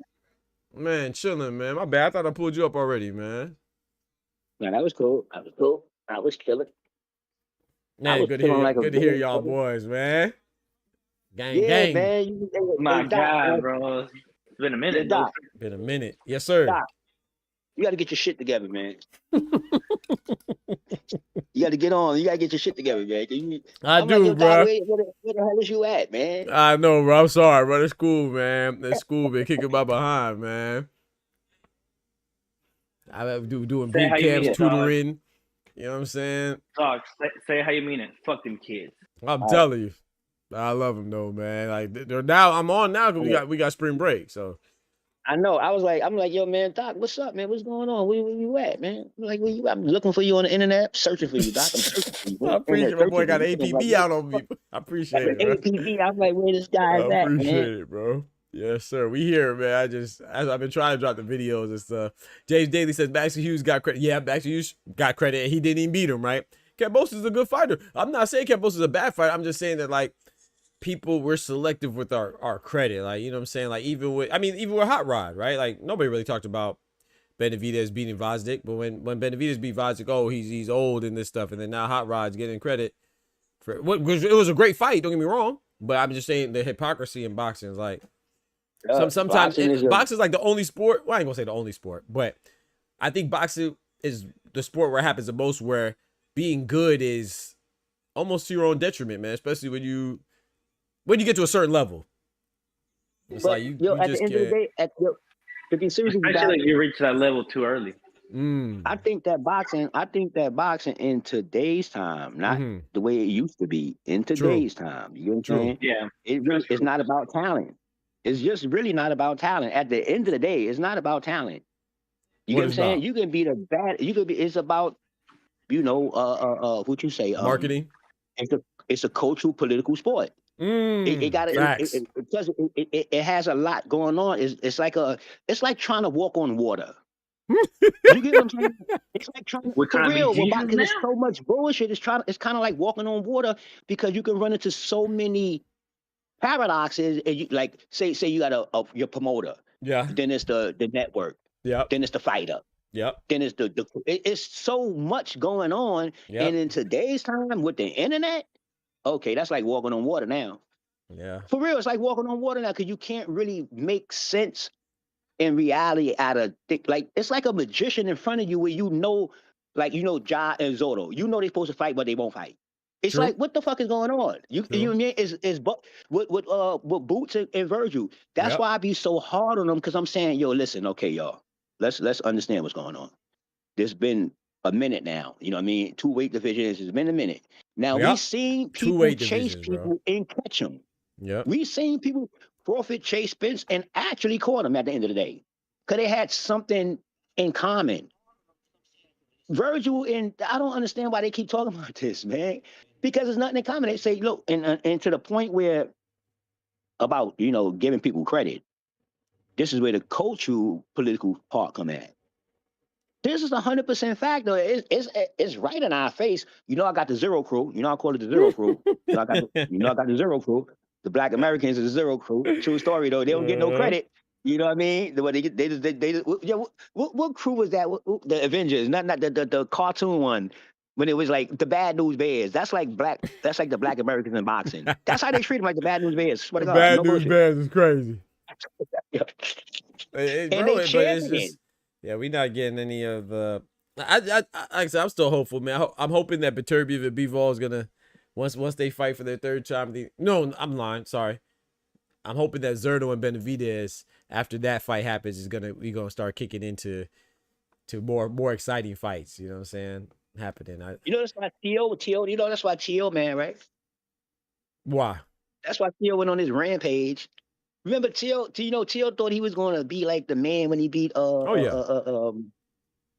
he had his little sponsors, but he didn't get the clout that he thought he'd get, the takeover and all that. That shit was a game. Yeah.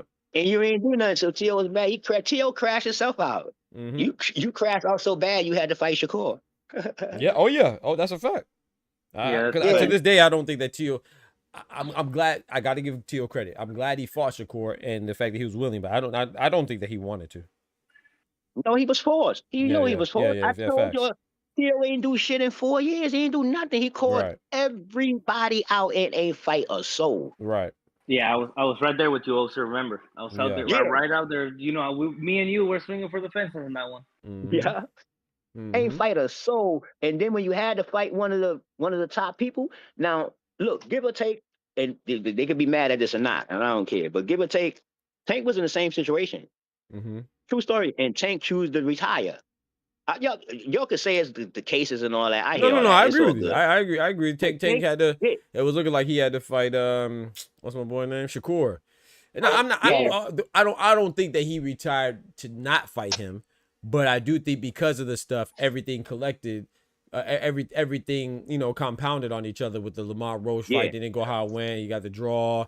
Then he was about to fight Jake Paul. I feel like I told you this. I got Tank over Shakur, but if he fights Shakur right now, he gonna lose. You can't beat Shakur. It's already hard to beat Shakur. You can't beat anybody that's a top guy if you half stepping. I think Tank is at his best. Beat Shakur, but I don't think he's at his best. I don't know who. I think with Tank did. I think. Hey yo, right. Yo, Katie, I think Tank took the financial way when it came. I think he did claim bankruptcy, so you can't. You stupid. I'll say this too. The rumors are that he's fighting Pitbull. I'm no disrespect to Pitbull and no disrespect to Tank, but I don't like that fight. I've always said that. I don't like that. That's a I don't believe it, bro. That's smoke. You don't believe it's gonna happen? Nah, I believe it, bro. I believe it's gonna happen. No, it's not smoke. It's not smoke. Yeah, I believe it's gonna happen, bro. I ain't gonna lie to you. No. Yeah, I hope you're right, but I think it's gonna happen, bro. Let me be wrong. I'm gonna watch it. I not lose all respect for Tank. The reason why I don't like it, but the reason why I understand it, and I know it's gonna sound like I'm defending Tank because I like Tank, but I'm not gonna lie to you. I do think that Pitbull and Tank is a bigger fight than anybody else at 135. Yeah. Tank and Roach is a bigger fight. No, yeah. People, I don't want the rematch. Y'all don't want the rematch, but people want the rematch. Bro, you remember some people say that Tank and Pitbull Roach is a bigger fight. I'm not going. You think so? Nah, I don't think so, bro. You gotta want that rematch. Black American versus American versus Mexican, bro. That's gonna go crazy. No, bro. But listen, okay, but cool. Yeah. I get that, but look at it this way, Doc. Look at it this way. It was a thing when he gave him the good fight until he caught the draw with Roach. Exactly. Nah, I still think that draw with Roach. Nah, bro. I don't think. So you think Roach and Tank is bigger than Pitbull and Tank? Yeah. I don't think so. Yeah, 100%. Nah, I think so. Yeah, because the timing though. But not only that, it'd be. I would prefer. Don't get me wrong. I want Tank versus Roach more. I don't even think he has to fight the Pitbull rematch. But as far as how many people would pay for it? No, I think Pitbull. I think it's a bigger story. I think Pitbull and Tank is probably bigger than Tank and Shakur, bro. I'm not gonna lie to you, bro. No, I think this one. I'll say this. Pitbull got Mexico behind them, but in Mexico the fights are free, so they don't even have to pay for it. Right. But listen to this though. He got Mexico behind him, right? This how I'm just saying it like this. He got Mexico. Yo, Pat Bandero in the building. What's good, man? My guy, big member in the building. My bad. Hey, Pat. Hey, happy St. Patrick's Day. I didn't know it's St. Patrick's Day. My fault. Happy St. Patrick's Day, y'all. Yeah. So I'm looking at it like, I know, but at the end of the day, he fought Pitbull, and it was a close fight, but Tank actually won the fight. It was and I don't think it was that close. Yeah, I think people exactly. That shit was not close. Yeah, I agree. No, I'm just saying, like, no, that's what people think. Oh, so yeah, I agree with you. Yeah, at that time, at that time, put it this way, not a close fight. Let me word it right. Not a close fight. Pitbull. He didn't get knocked out. That's what. Yeah, exactly. He didn't get knocked out. He fought better than anybody who ever fought Tank. Right. And so that opened people's eyes. Now, when Roach came around and got the draw. This is the fight that I believe that everybody want to see, because people still got to see this fight. No matter, you can go rematch Pitbull all day long, but that rematch don't make sense. Hell no, it don't make sense. I agree. I'm not saying it makes sense. It makes sense though. It makes sense because Roach and Zepeda was announced first. That part makes too. Sense. Business wise, yes. That's what I'm saying. Business wise, business wise. In that sense, yeah, it makes sense. And I'm talking about time wise, but we're talking about like me and you both know that fight could have happened. But time wise, it makes sense that Roach and Zepeda got announced first. Therefore, Tank got a forfeit for the second best thing. Which, if you remember, Sergio Mora, dog, me and you talk about it. Me and you debate about this. Sergio Mora said, "Yeah, this is the only time I've seen Tank lose twice." Right. So what the fuck exactly. Are you talking about? That's my point. So what I'm saying is, like, look, Tank, and I like Tank, but I'm not like most, right? People don't. A lot of Tank fans don't think that Tank needs to fight Roach again, but the same Tank fans want Pitbull to fight Roach again. I mean, sorry, they want Tank to fight Pitbull. So I think more people want Pitbull. I could be wrong though. I think your wording is different. I think a lot of Tank fans don't want Tank to fight Roach again. That's what I'm saying. Because of the possibility that he'll lose. That's my point. That's what I'm saying. Yeah. But me and Doc. But those same Tank fans want Pitbull versus Tank. Roach. Because they know that you got to understand. That's a safer fight. I want that because it's a safer fight. But that's my point. That goes back with what I'm saying. Right. I think more people want to see Tank versus Pitbull. I could be wrong. In that sense. I could be wrong. I think more people. Maybe more Tank fans want to see that fight, but the casuals want to see. You think casuals? The casuals want to see Roach. You think so? The casuals want to see Roach. Because most of the casuals believe Tank lost that fight. I feel fanboys. I feel like only the purists want to see Tank versus Roach again. Yeah, the purists want to see Roach versus. Yeah, Tank. that's what I think. Yeah, I think only the purists want to see Tank and Roach again. Versus. That's what I think too. In my opinion, let's even take the pundits, right? Like as we know them, the casuals, right? Good left hand, my fault. The dudes like it is what it is, right? Mason Can, man. The Shannon Sharps of the world. All of them are casuals. They're 100% casuals, right? 100%. They don't know shit about boxing. Yes, bro. Like you can see them how they talk about it. Even they want the Roach fight more than Pitbull, and these are the people who spending the money, right? Because they feel like Roach won. No, I agree. Because they're American, bro. No, it's because they feel like Roach won. That's exactly what they say. They said it already. That's why I'm just quoting them. Yeah, the whole. That's probably the first time they were. Yo, Pat, what's good, my brother? American. My thing is like, I hope because it was American versus American because before then, when Pitbull fought Tank, Shannon Sharp didn't have a podcast, but now he does. You had Stephen A. Smith. He didn't even know what weight class Roach was in. Yo, look, he didn't even know that. Listen, but even then, remember, dog. You put the video on. I remember. This is what I hate. This is what I hate about Tank. You know, having to bring a guy so far up. What are you talking about? It's just one weight class. What are you talking about? And to piggyback off what Oscar's saying, right? How many people think that Tank versus Roach was? If they don't think that Roach won, they think that Tank just had a bad night. They don't give Roach credit, but with Pitbull, they be like, oh yeah, man, like you said, what's his name, Sergio Mora, talking about, oh yeah, I see Tank lose twice against Pitbull and Roach. But Doc, you know, and then like Pat said, nah, Mexican fans want Tank versus. That's what I'm saying. Not even American fans. That's what I'm saying too. I think it's bigger. Man. I ain't gonna lie. I think it's bigger, man. See, but now you gotta remember this too, though.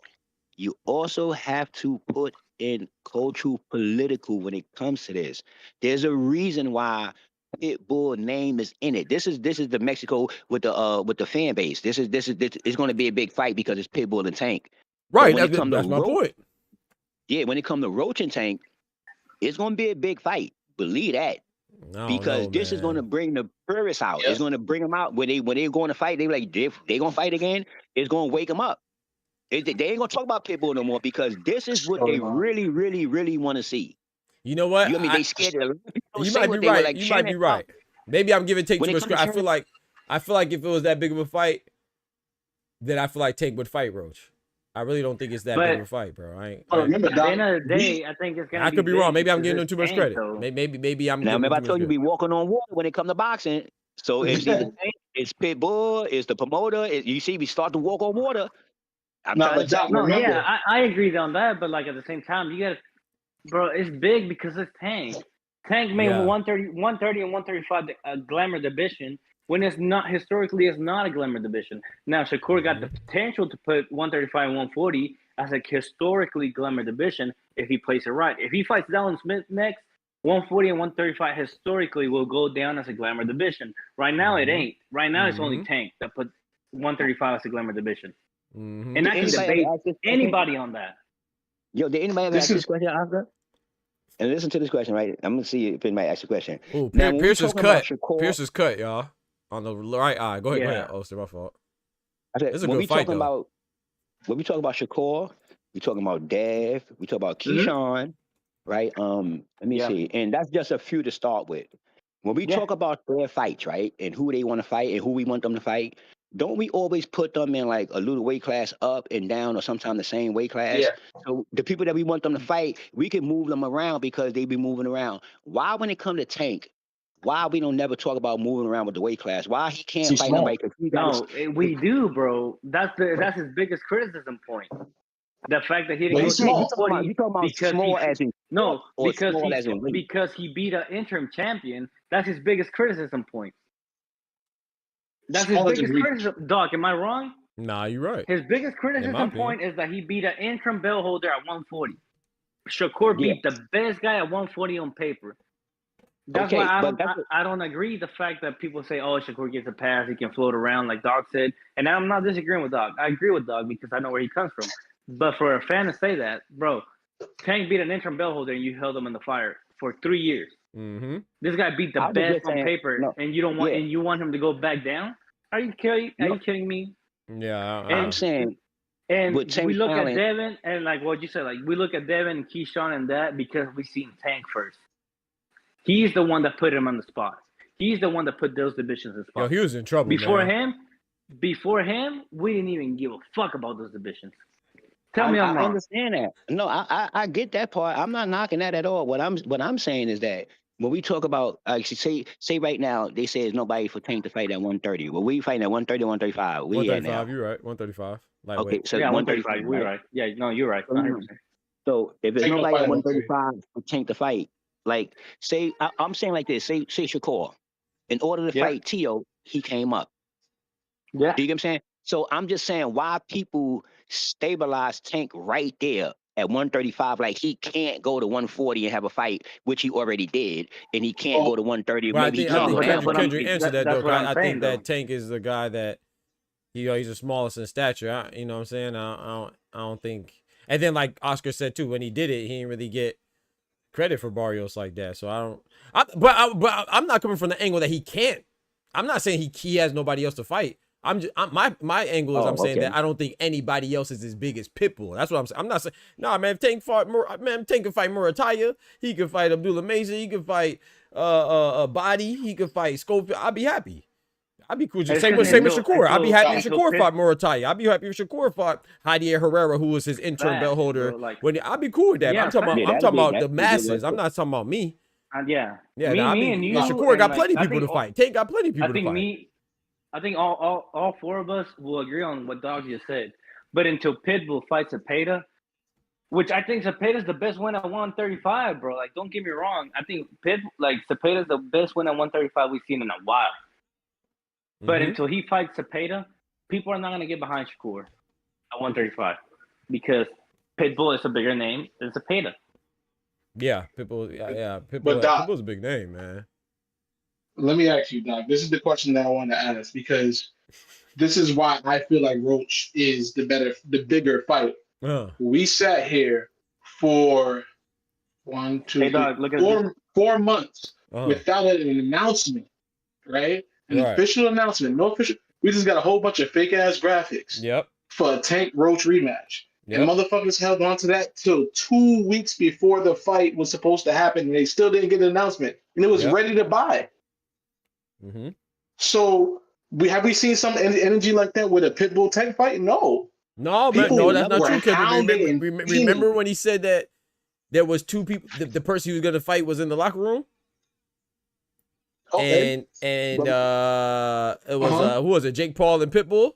Jake Paul. And people were excited for that. People assuming it was Pitbull. Yeah, people assumed it was Pitbull. But my point was, were people having that same energy for that fight that they had for the Tank Roach fight? Absolutely not. You don't think so? After the fight or before? There was no way near close. Because before the fight, nobody after the fight, I'm saying after the fight. Yeah, after the fight, I got you. After the fight, I got you. After the fight, yeah. I don't know, man. I don't know. I think so, bro. Because you got remember, like, well, and granted, this is a smaller channel, but I remember arguing with this, like people telling, oh yeah, he need to fight Pitbull. I'm like, why would you need to fight Pitbull? Like, I don't want that fight.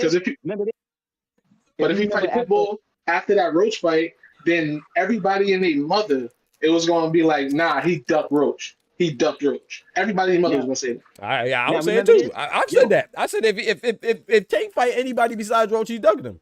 Facts. Yo, Doc, remember hey, when Doc, went to go look fight, at the Discord. We went to go fight Jake Paul? Bruh. When we went to fight Jake Paul in the backlash? You remember the backlash? Wow. Hey, young man, I see him. I remember that. I remember that also. Yeah, remember? And it was like, yo, he can get the same amount of money fighting Roach. And remember that. Yeah, remember that's true. He said he can get the same amount of money fighting Roach. That's how big that rematch was. Oh my goodness, Maxie Hughes hurt. Yeah. Oh boy. Hey, go ahead. Oh, my fault. Oh boy, that might be a knockdown. Maxie Hughes might have just got saved. That might have been a knockdown. They called it a slip. Yo, Pierce O'Leary he throwing some hammers. My bad. Go ahead, Oster. My fault. Yo, y'all might think I sound crazy with this one, but I think the rematch with Roach and Tank will be more on Roach than Tank. Like he'll be the favorite? What you mean? I'm not gonna say the favorite because Tank is still Tank. It was a draw. Right. I'm not going by talent. I'm just going by perspective. I think people want to see if Roach will actually win. It ain't about Tank losing because they believe Tank gonna knock him out. You know what I mean? Eventually, because this is a new same fight. That's why I know this Roach fight and Tank. You talking about that's bigger than him and Shakur right now. Thanks. I hope, bro. I think that's the. If I was to pick one fight, I would pick Tank and Roach because I want him to. I need to see that Roach deserves it. Number one, and Tank, and it was inconclusive. But I'm talking about what I think from the mass. I'm not saying me. That's the fight I want. I told you. I feel like if Tank fight anybody else, I gave him a pass with Jake Paul because he's not a real boxer. But if he fights any boxer that's not Roach, I think he's ducking him. I got to be consistent. Man. I like Tank. I think he beats Roach. Don't get it twisted, but he's ducking him. There's no reason not to fight Roach. I agree with you because even as a Shakur fan, that's somebody who wants Shakur, who feels like Shakur is gonna beat Tank if they do fight. Right. I don't want Shakur fighting Tank before Tank finishes that business with Roach. Right. Because the narrative is gonna be, oh, Tank had fell off already. Right. Bro, I like boxing, bro. You know, I might have certain fighters that I like, but I like boxing, bro. So I think you need to handle that. I mean, it's just like Charlie Suarez to me. I mean, it's not as bad as that because I think Charlie Suarez definitively won. But Roach has a strong argument, even though I thought it was fine with the draw. Roach has a strong argument that he won that fight. So Charlie Suarez needs to get that back. I wanted Navarrete to fight Charlie Suarez before Sugar Nunez. But, you know, it didn't happen like that. But now Navarrete's going to, Charlie Suarez is going to get the fight next, which is good. Bro, that came out the best for Charlie Suarez, I ain't gonna lie. Yeah, because now he has the opportunity to get 2 belts. But if he fighting the Navarrete that Nunez fought, he fucked. he beat that Navarrete. I'm telling you that right now. Bro, Suarez might not make it around 4, boy.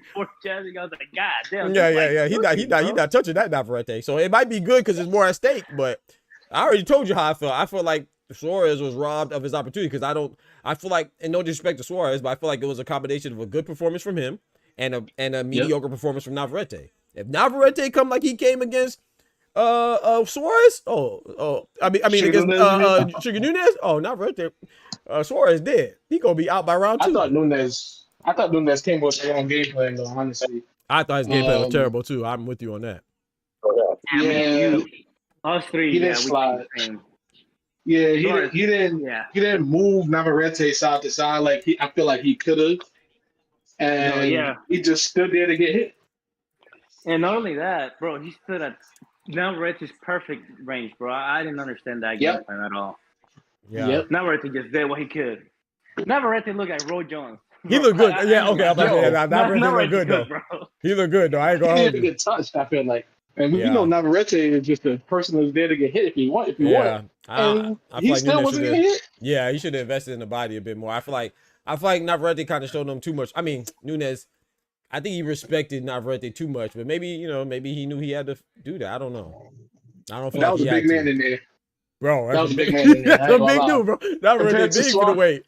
I mean, compared to Nunez, that boy, I can understand why he was giving him respect. You know what I mean? Yeah. No, O'Leary, I ain't gonna lie. I think it's my second time seeing O'Leary, maybe my third time on a couple undercards. He's looking good right now. Or maybe I respect Maxie Hughes too much. O'Leary is walking this man down. Maxie Hughes is a good boxer though. He boxing, but O'Leary's just putting that pressure on him. So what do you think Roach Zepeda? What do you think about that fight? That's a great fight. I'm not gonna lie, and I kind of go back to the Tank fight. I wish it wasn't happening because if Roach loses, bro, there's like the fight. I really want to take Roach to fight, bro. I feel like if Roach loses, then he ain't never getting that fight with Tank. No, you're right. Yeah, I just feel like, you know, it's like he got a draw with Pitbull, and you know, people were saying, oh yeah, he couldn't beat Pitbull, and when I say people, I'm talking about Tank fans right now. But no, you're right. You know, they're saying, oh yeah, he couldn't beat Pitbull. Why he need to fight Tank? Like it's crazy, bro. Like it's crazy. I think Tank beats Roach, but I need to see it. He opened the door to that. I can't even be mad at them for thinking that because that's what happens when you go in thinking you burly. Yep. And you're going to bang, you know what I mean? Mm-hmm. And get out your game plan. Mm-hmm. And you getting dropped was the difference. That's all it was. I agree. And I'm sorry. I didn't have a problem with that draw. I don't know. I like Roach, but I don't remember how I scored it. But I remember I didn't think that was a bad draw. Either. Just because he got dropped. That's really the main difference. Because I had Roach winning 2 more rounds, really, essentially. You have to go back and look at my card. I don't remember. Yeah. And him getting dropped around here and there, a swing around here and there. I mean, you feel me? Exactly.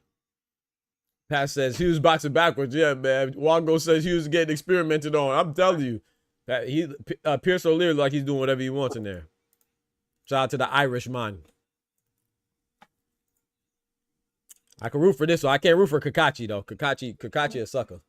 But O'Leary looking good. But bro, like, can we agree that if Roach thinks he did nothing wrong against a Pitbull fight, he's gonna come out and lose a Cepeda fight because from round 1 through 5, he didn't lose. He didn't win a single round in my scorecard. I don't care who you are. Right. Not a single round. I don't think. If I remember, I had the first half heavy for Pitbull. I don't remember exactly. I think the second round, the first 4 or the first 5 or first 6, but I had the first half heavy for Pitbull though. I do remember that. Yeah. And then I had the back half heavy for Roach. Plus a knockdown. That's the thing. Plus a knockdown. Right. Nah, it was the knockdown for me. Yeah, that could make it logical because I think I had Roach winning round 2, and 3 was a swing round, and then he got the knockdown. I think at 4, and then they calling it? Shit got hectic. Right. Oh, they called it. My bad, Kendrick. I didn't mean to cut you off. They cut it. They called it. The main event coming on too, Kendrick. If you I already told me. All right. Yeah, perfect time. I'm done mopping. About to finish mopping. I'm not mad at that stoppage, man. O'Leary was punishing Max Hughes, man. I'm not mad at that stoppage. Max Hughes is taking too much punishment, man. Fuck England and they stoppages. I'm tired of them refs. Well, they stopped. Sorry, they stopped it in between the rounds, though. Oh, okay. Yeah, well, it was on the stool, so I don't know. And just to me, the calls on these refs. To me, the calls on these refs make no sense. You don't call knockdowns, but you call, you wait the fights off. Right. Like the calls are getting, but that's adding to my point saying that UK has the worst refs in the business. Yep. Yeah, I'm with you on that. Got the best fans, worst refs. Yep. Can we trade that one? Can we trade that one ref? I forget his name every time, but I hate him. The one that ref the Shadeja Green. I need talking about. Man, with a T. Man. He just refed Taylor. Sean Taylor. Yeah, I think that's not Sean. Yeah, something Taylor. It's not Sean Taylor, but it's Sean Taylor. Yeah. Well, that should be Sean Taylor. That was a football player. Thomas Taylor. Thomas Taylor. Yes. Yeah. Thomas Taylor. Yeah. Yeah, we gotta trade him to England. Keep his ass over there. I'm telling you, O'Leary was hunting like he didn't eat for. I'm telling you, Pat, he was hungry.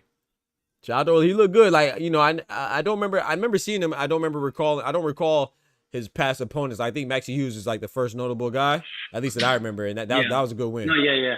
That was the first. No, I mean on the radar. It wasn't even notable. It's just on the radar. Right, on the radar. Yeah, you're right. Because Max Hughes, known for being Cambosos, even though he lost, but known for having a close fight Cambosos, and Max Hughes also fought Cepeda too, right? Yeah. Yeah, he got stopped by Cepeda, but he fought Cepeda, and he looked good for a while until Cepeda overwhelmed him. So that's a good win for up and comer like O'Leary. Shout out to my guy Thomas Hill in the building. What's good, brethren? Hey, my guy. But if I'm not mistaken, Cepeda, that's how he got put on the radar, though. Against Maxie Hughes? Yeah. Nah, because didn't he fight?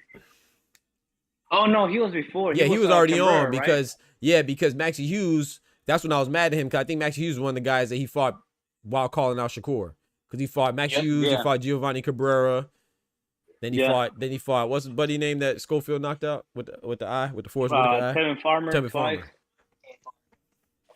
Farmer. But I'll tell you this though, like Thomas Taylor, bro, we know his MO. I think by now everybody knows his MO. If he takes a point from you, he's gonna get that point back somehow, some way. Facts. He don't care, bro. Weird, Thomas, bro. I was calling him before that shit was famous, bro. Like Thomas Taylor, he's one of the worst refs. He just wants a camera on him. I hate that motherfucker. Yeah. I ain't gonna lie. Hey, he just won the IBO. Shout out to O'Leary. I didn't know it was for the IBO. IBO coming up, bro. Yeah, for 140 IBO. I didn't know. So he's just as accomplished as Tufa? What'd you say, Kendrick? I don't give a. Nah, man. Hey, you gotta show some love. IBO coming up, man. Yeah. Y'all some haters, bro. That's crazy, man. You see what happened to their last champion that tried to step up into the ring with a real elite fighter. Yeah, Lima got clapped. Hey, I got a question though. Hey. What got more credit, IBO or Sufa? IBO. So Jai because more than one person fought for the damn belt. Yep, facts. Facts. And I can name more IBO champions right now. B-Vol had the IBO going into the Biturbian fight, right? He had the WBA, the IBO. He still does, right? He still held. Yeah, he still does. He still does. Right? Yeah, he still does. The AFC got more credit than Zuffa.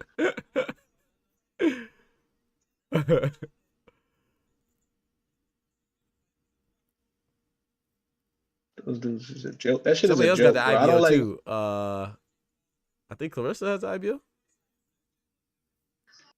Probably. I think well, she undisputed, so she probably got it. I think so, but there's a few other people who I know have the IBO who just never talk about it. Right, we just exactly.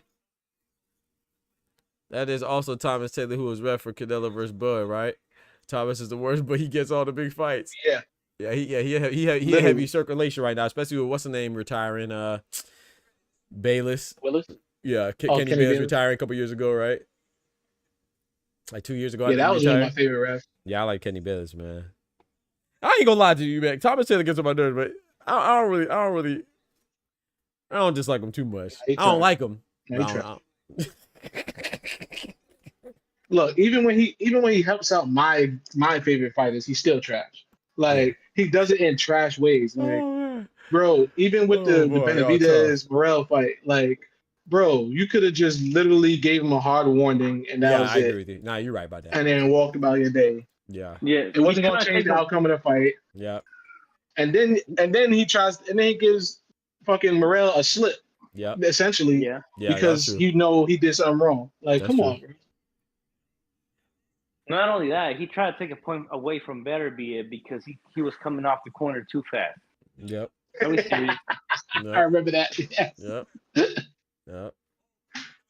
You know, the I don't remember her name. I always forget her name. Doc probably know her name though. Light skinned lady with the dreads. Yeah, I don't remember her name. I as like her, good as it gets when it comes to I can't remember her not name. being in the way. Yeah, I don't think I've ever even seen her take a point, bro. Yeah, like she has such good control of the ring that like, you know what I mean? It doesn't even get to that point. I agree. She's good. I like her. I like I haven't seen him in a while though, but Tony Weeks, I like him. I like even Tank's payroll guy. Steve Atkins or something like that. That's him, right? I don't know if that's his last name, but yeah. Okay. Are you talking about Willis? No, I know damn well you're not talking about Steven Willis. It might be with Stephen Willis. My fault. Why I say Atkins? My fault. Yeah. Steve Willis. Yeah. Steve Willis. He was good before that Tank situation, bro. Yeah, he's straight. Harvey Doc. He had no issues before that. People were mad at him with the Ryan Garcia and Devin Haney for Harvey Doc. Look, Harvey Doc almost got Haney killed in that fight. I ain't gonna lie to you. Especially now that we know he was juiced up, boy. He almost got Haney killed in that shit. I'm telling you. There's another box ref that's not too bad either. I think she's Asian. She looks Asian to me, but I'm not sure. But the Asian lady, she's pretty good too. Very good, actually. I think so. Thomas says, "Gangsta, I can't lie. He don't give a. I'm telling you." The guy who was doing the Najee Lopez fight, excellent ref job. Excellent. Yeah. Like that was that was excellent. Like I haven't seen good reffing like that all year. Yeah, that was a great ref. Yeah, that was great. I agree with that. Najee Lopez and Manuel Gallegos. Yeah, Gallegos. Yeah, he said, any news from Barau? I talked to him. Not in regards to setting up an interview, but I messaged him a couple times. Say he's in good spirits and stuff. And he said, shout out to the Boxing Talk family. I should hit him up and see if but I just been so inconsistent with the lives, man. But yeah, I should ask him, man. See if he want to jump on. Hey, no shame, dog. No shame, dog, bro. Everybody gotta do their own thing, bro. I ain't gonna lie. You gotta get back in the ring. I need him back in the ring against somebody decent. Ooh, I would love to see him versus hot, what's the buddy name? That's ducking boots. What's his name? Fuck. Not Virgil. Nah, British boy. Josh Kelly. Who beat Background. Josh Kelly. Yeah, I want to see him against them. Ooh, that's a good fight. I like that fight. That's a good fight. I ain't even think about that. That's a good fight right there. I think Barral can take on Fedora. No problems. Ooh, you think you beat him? Dog fight. That's a tough fight, bro. Not only I think I can beat him, he can stop him early. Let Fedora get through Thurman first. What you think? Also, who would you, if you had to put money on that? Who would you put money on, Barral or Fedora? No, I'm talking about Barral. Let's say hypothetically he gets past. Who would you put money on, Fedora or Barral? That's a good fight, bro. I might put it on Barral. Really, bro? I'm telling you, bro. Barral just. I don't know. Bro, I don't know, man. Bro. He wobbled Sander, bro, and the 12th round Sander had no business. Shout out to Sander too. He did. Shout out to Sander too, because the 12th round he had no reason going in there, going into deep waters like that, but he did because he was in PR, whatever, you know. Shout out to him. But bro, Barral gave, he gave him the bandy legs. I thought Sander was gone for a minute. That's true. He almost. That's a tough fight. I don't know, man. You know my heart gonna go with Barral, but man, that's sometimes I think the reason why Fedora get kind of, I don't want to say he gets slept. I don't think he gets slept on, but I think Fedora. Yes. I think Fedora coming into his own, man. I don't know. I think he a tough fight. But I'm saying, Doc, the reason why I say Barral because, I mean, I know Fedora getting better. He's definitely getting better than he was. He's improving. That knockdown, I'm telling you, man, that shit is different, man. You talking about when he got dropped by Mendoza? You talking about or? Yeah. I'm saying like Fedora, he's really good offensively, but when it comes to defense, he's not as good as he is offense. I agree with that. You know what I mean? I agree with that. If you get up on him, I'm telling you, man, it might be a bad. Hey, Oster, how funny is it that he can just throw a jab and lean back, and nobody in that division will be able to touch it? I'm telling you, but he just don't care. He's just right there with you, and that's the whole reason I'm saying. Because y'all got Thurman. We got Thurman over Fedora. I got Thurman all day. I got Fedora. I got Thurman all day. I got Fedora too, Kendrick. I got Fedora. I ain't gonna lie. I got Fedora. But I got that tower at Ferdo. The reason why I got Thurman because I'm just going by footwork.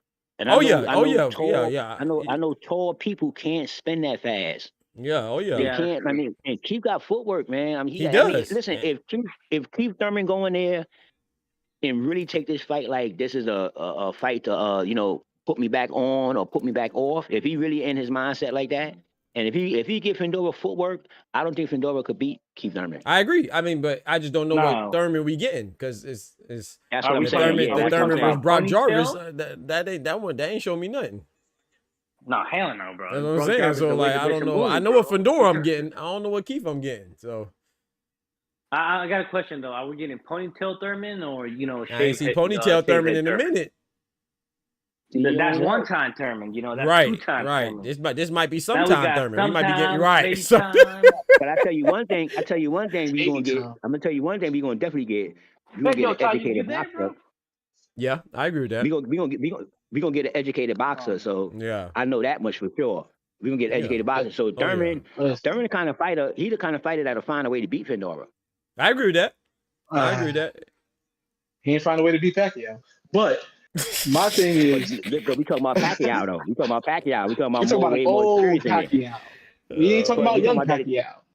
We talking about the experience though. The experience Pacquiao. He just gave Barrios a draw. Let's stop it. We're talking about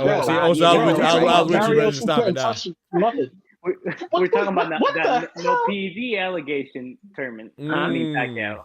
We're talking about an old Pacquiao. All right. I mean, yeah, but I'm just saying it. I think. So I'm with you. Oh, if you talking like Thurman at his best, I think Thurman cooks Fedora. But I'm talking about I don't know what kind of Thurman I'm getting. Like, I mean, no disrespect to Fedora, I like Fedora, but Thurman is he a very skilled boxer. Like it's just circumstances and why he sat out and stuff, whatever. His time off. But Thurman was a beast.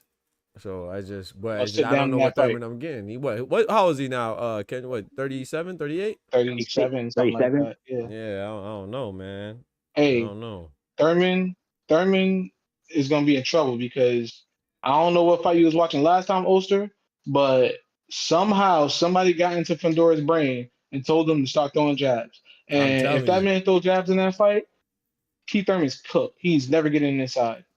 I respect that. His footwork his footwork is sweet. I'm with Oster on that, but I just like Kendrick said, it's like with Thurman right now, it's different. Like with Bud's 30, you know what I'm saying, up there 238, 39, but he's active. You know, even if it's one time a year, he's still active. You know what I'm saying? Usyk, he's still giving you 1-2 fights a year. It's different to be older and active than older and inactive, and you come back sporadically. Like I just, you know, I don't know, man. I don't know, bro. It's like right now, like if I stop working out, it's like I could do it once I'm in the routine, but if I stop, it'll probably be harder than it was a couple years ago for me to get back into the routine, and it's probably gonna be keep going like that. So I don't know, man. When did he fight Brock Jarvis? Was that last year or 2024? No, that was last year. It's like looking at early last year, bro. Like you see Wilder Chisora. Right now it's a 50-50 fight because you don't know who the fuck is fighting. You know if it's good Wilder, good Chisora, bad Wilder. You know, right? You know who's fighting. Right. This is good circumstantially. I agree with that. At their best, Wilder I got Wilder all day. At their best, I got Thurman all day. But right now, man, who the fuck knows? That was a great point. Yeah, because they're on the screen right now. Yeah, I don't know who wins with Wilder and Chisora. I mean, I'm leaning Wilder, but yeah, this is because circumstances. So I think, yeah, circumstantially with Thurman, I don't know, man. But that's a wild thing because that's every fight. You know what I mean? If he fight this way, if he fight that way, it's every fight. You know what I mean? But I'm just saying, like, if they get in there, bro. And I'm saying if they get in there, last fights. If we go after their last fights, what we saw, you only good as your last. Pandora looked better. Yeah. Yeah, you only good as your last fight. Pandora got the win. Your last fight. Yeah, that's a fact. I get that. I mean, I'm not knocking it. I ain't saying Fedora's a bum. I'm just saying that I think that. Go ahead. Oh, it's my fault. I think that if Keith get in the ring, and I know Keith's last fight was like that, but I'm still going by Keith's experience. Keith ain't like a 21-year-old with a bad last fight. Right. So you know what I mean? He got a bad last fight, but I don't think that he gonna fight him the way he fight. It wasn't even that it was bad though. It's just bad. It's just that it's Brock Jarvis. Like no disrespect to Brock Jarvis, but like I said, Brock Jarvis, if you look at his last 8 fights, are in 8 freaking different divisions. The man went from 122 to 154 in 8 fights. So the guy could have fought. He could have fought Inoue. Yeah, he could have fought Inoue or Fandora, bro. Go look at his last 8 fights, bro. So this man fought a guy that's just taking any fight. Like, how you go from super bantamweight? Literally, bro. I mean, let me pull it up, bro. No, that was literally, yeah. Remember, they called Padley an electrician until he knocked the motherfucker out. Yeah, but Padley upset Mark Thunder Chamberlain, though. You know what I'm saying? Like that's different. Padley was undefeated. Right, and he was undefeated. Right. Look at this. The only reason Padley fought Shakur is because he beat Chamberlain. And Chamberlain he beat Thunder Chamberlain for the belt. Right, for the WBO belt against Denise Berinchek. He wasn't a straw weight and came up to 135. Right. This guy beat somebody. He's at a straw weight. It's crazy. But yeah, look. So he fought 122 Ernesto. Then he fought at 126 Mark. Then he fought at 130. He fought Nort Buchev. Then he fought at 135 against Alejandro. Then he fought at 140 against Liam Parr. Then he fought at 145 catchweight against Marlon. Then he fought at 158 against Adrian Rodriguez. Then he fought 154 against Keith Thurman, and he had another fight against Sam Beck at 156. Bro, I just named 8 different divisions. My God. Yo, hey, God. Number one, that should be criminal in boxing. It should be criminal, bro. I think it should be illegal, bro. How you go from 122 and hit every division? That's crazy, bro. And listen, and y'all talking about weight bullies. Get the fuck out of here. That nigga is metamorphosis. I'm telling you, bro. Yeah. Weight bully. He's an X-Men. This nigga cyber bullying right now. What you talking about? Facts. This man, I've never seen nothing like this before. Right now, you talking about weight bullying? Yeah, this man literally went from 122 hit every division to 154 in the last 8 fights. I've never seen nothing like that before in my life. And they allowed that shit too. The crazy thing is that he lost in between while making 154. That's the crazy part. Right. Yo, Pat. Pat, what's good? What's up, Pat? My dog. My guy.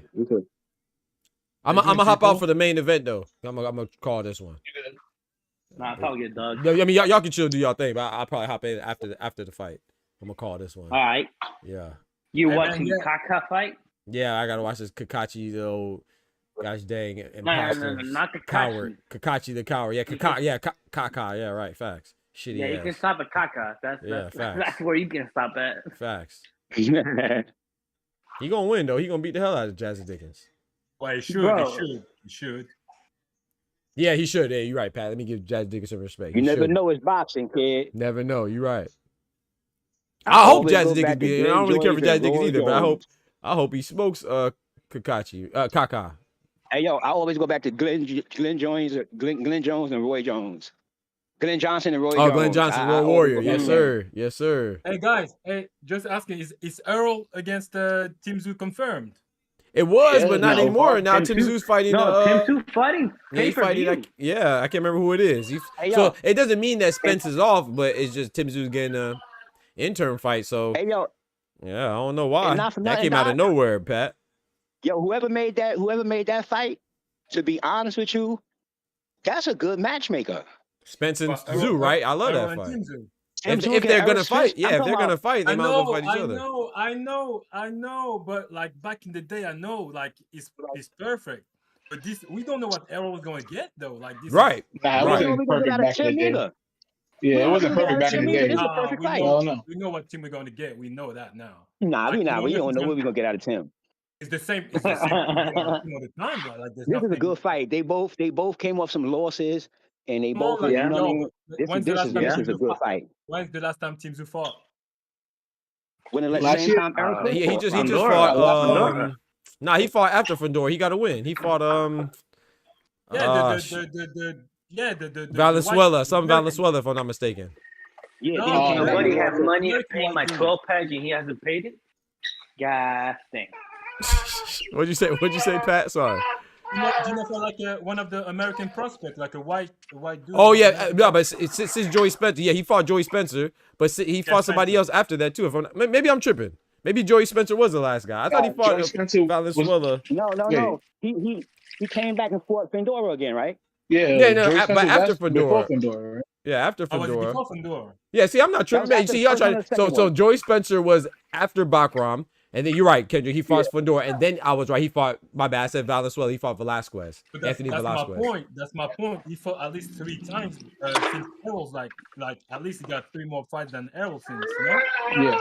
Yeah. That's why I'm saying I think it's good because he's losing, winning, and then we don't know what kind of Errol we're gonna get. So I feel like this is like, to me, they should both retire, but. I think the losers should retire for sure. I think the winner and the loser should retire after this fight. It's a good fight, Doc. Yeah, circumstantially, I think it's good because it's better than Mayweather and Tyson. Yeah. So I feel like this is a retirement fight. Like the loser for sure has to retire. I think the winner should retire too. Like shout out to Tim Tszyu and I just don't think that they should fight anymore, man. They should both hang them up, man. Fight for retirement.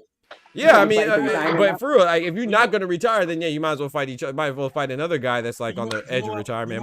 That's why I'm cool with Wilder and Chisora. Like to me, they're both in the same spot in their careers. Yep. Like I get it. You're cool with Wilder Chisora, but you're not cool that it's pay-per-view. I know that. Yeah, I'm not cool that it's pay-per-view. No.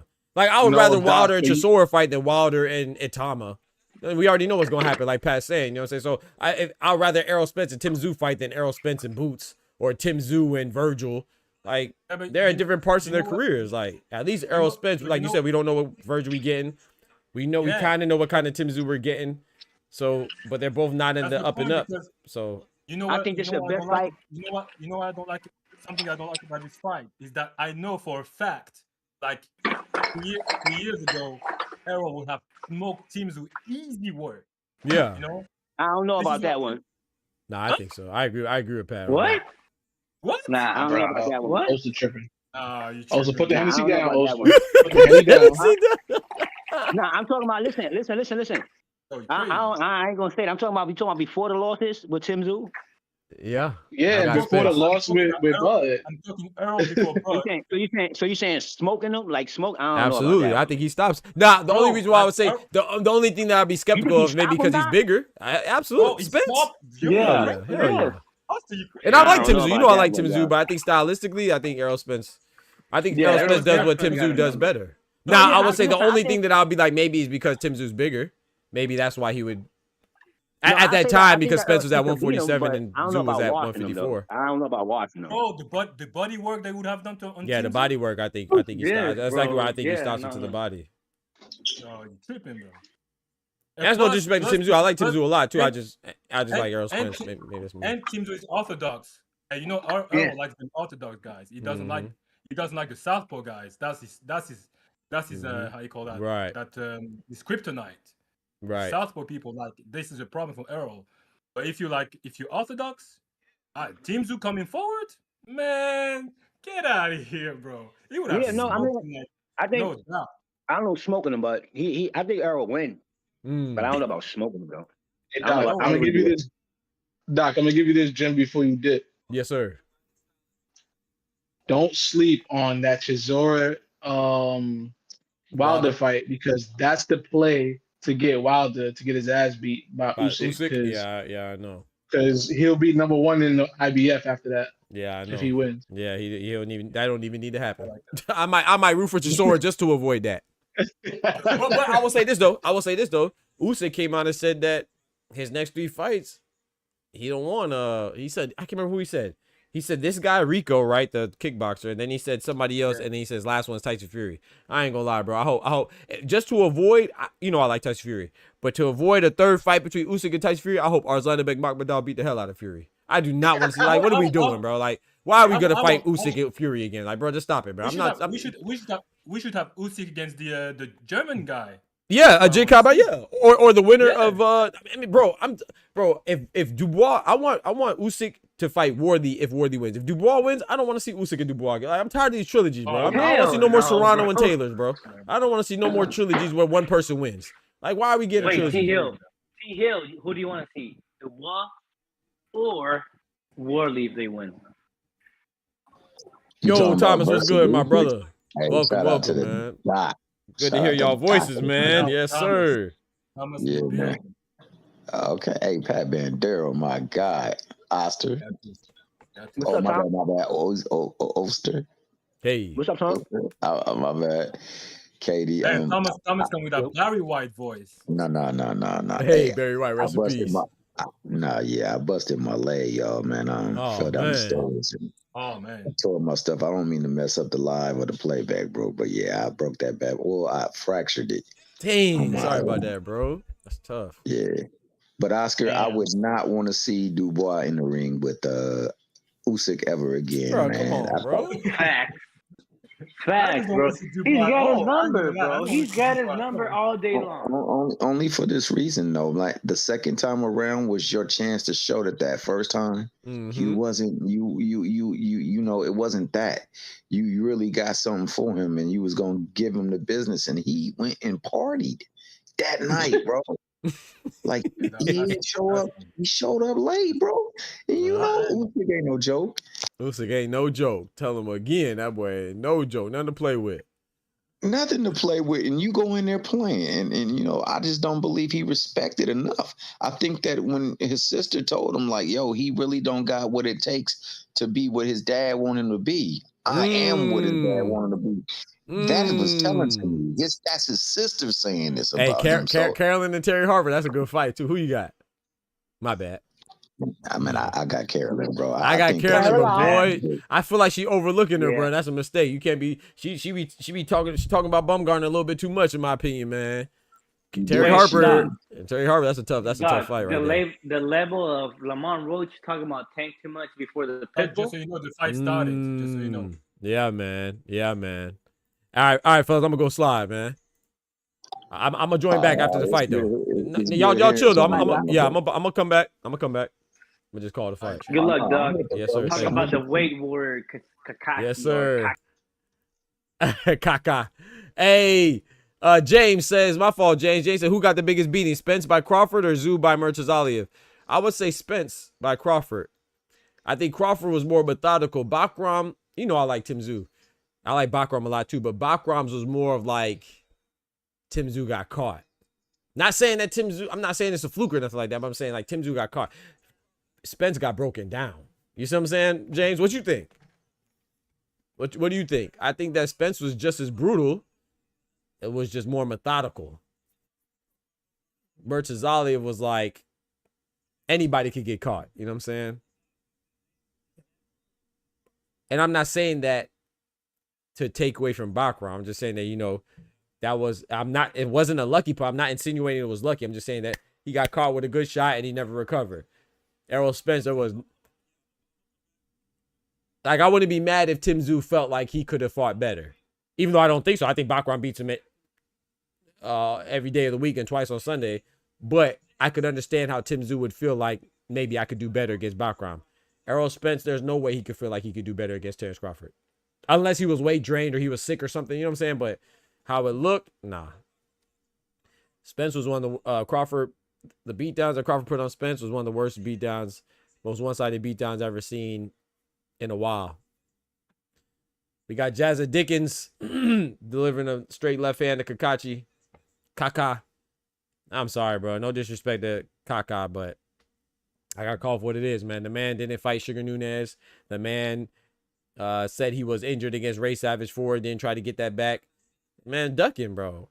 He said he didn't care about belts. Now he's fighting JAZZA Dickens because JAZZA Dickens was elevated to a WBA champ when Lamont Roach vacated, bro. I don't know. I don't like that. I don't like that.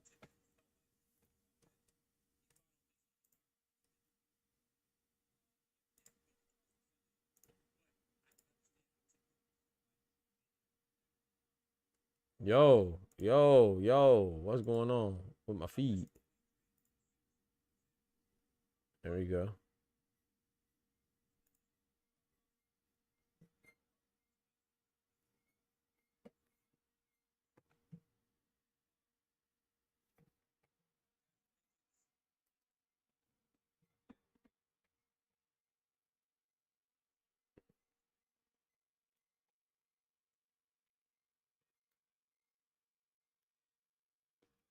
Nice body shot from JAZZA Dickens.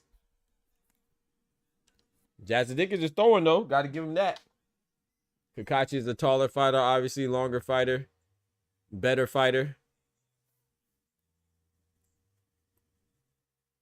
I think Kakachi's gonna I think he's gonna stop him. I'll say maybe around 9 or 10. Maybe even before. There's no disrespect to JAZZA Dickens. I just don't think he has a chance against Kakachi. But I'll be happy if JAZZA Dickens beat him because I don't like how Kakachi is moving, man. I don't like how Kaka is moving, man. He vacated his IBF belt, so he did have to fight Sugar Nunez. That's weak. You see what I'm saying? Then he was supposed to fight Ray Ford. He claimed he was sick, which might be legitimate, you know what I'm saying? But when other fighters are sick, we gave Bivol crap for literally having back surgery. We mad at him for not fighting Baturbia. He had back surgery. We mad at Hitchens, right? Because he was sick and got the Duarte fight called off, rightfully so. We gotta keep the same energy, man. Kakachi did the same thing. Talking about he was injured. And he ain't fight Ray Ford, but now he's okay to fight JAZZA Dickens, man. Come on, bro. That's crazy. I'm not going.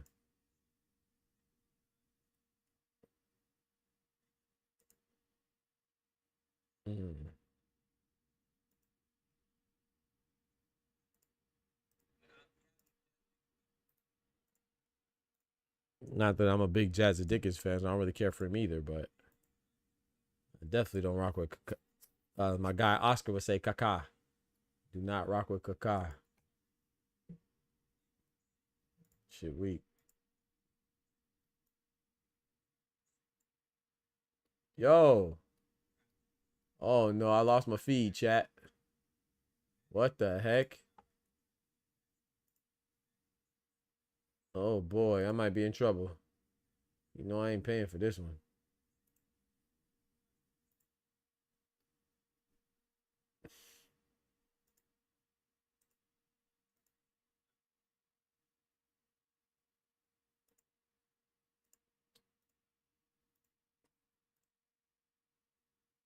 Bro, come on, bro.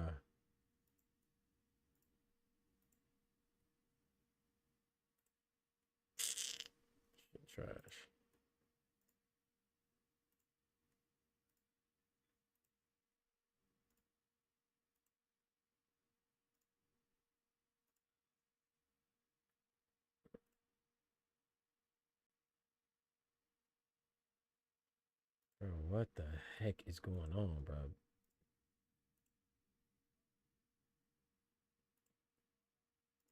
All right.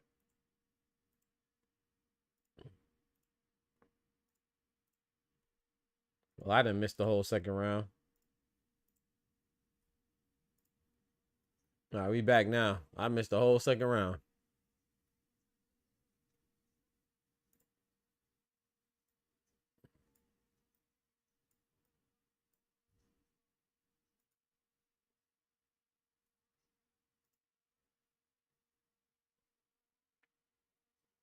Kakachi talking about he might retire after this fight.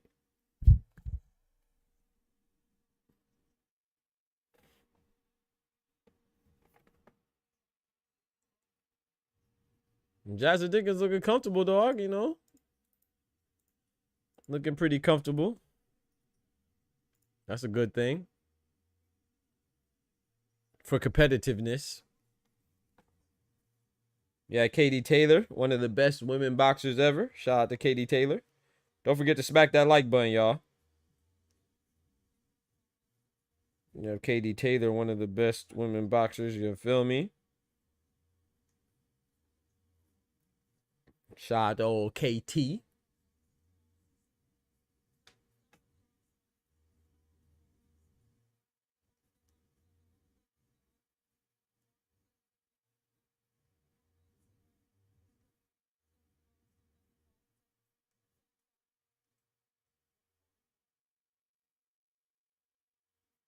Damn.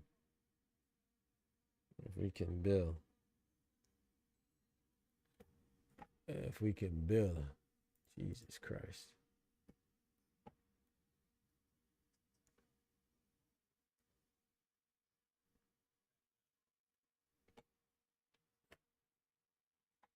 Round 3. Nice jab from Kakachi. Nice straight right hand to the body from Kakachi.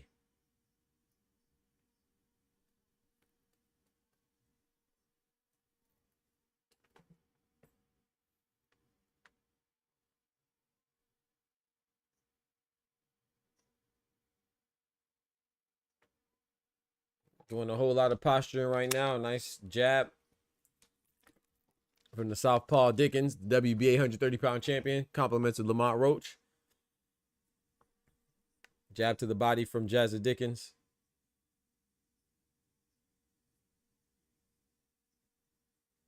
Kakachi switches stances, going from orthodox to southpaw.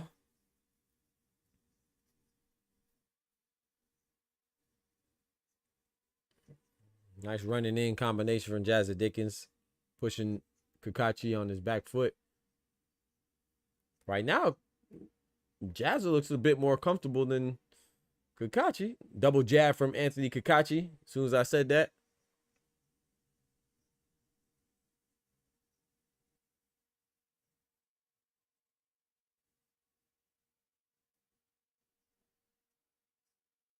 Bro, this shit's stupid, bro.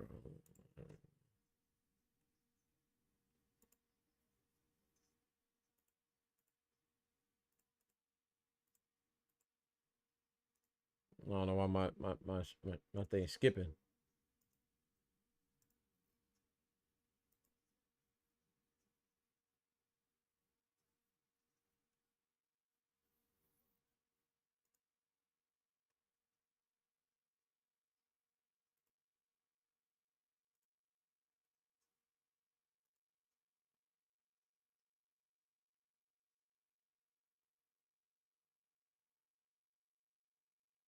Nice. Nice 1-2 from Anthony Kakachi. Pushes JAZZA Dickens back. He responds with a jab of his own, but didn't really hit the air. Ooh! Nice overhand right while they mixed it. Sorry, overhand left from JAZZA Dickens as they were mixing up on the inside. That connected too. Kakachi felt that one.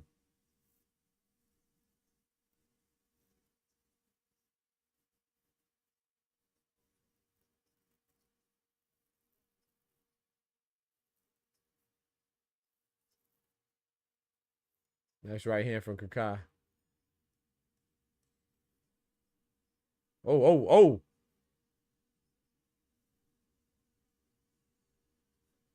That's a JAZZA Dickens rounds, though. That's a JAZZA Dickens round right there.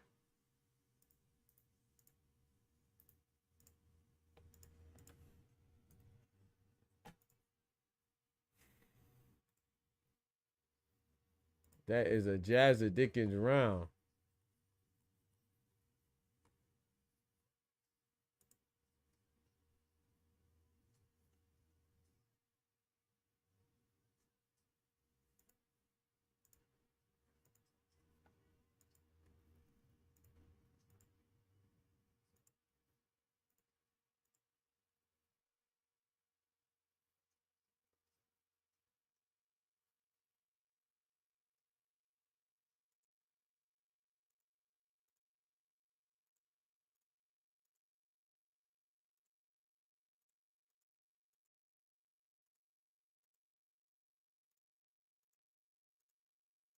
Let's get it, round number 4.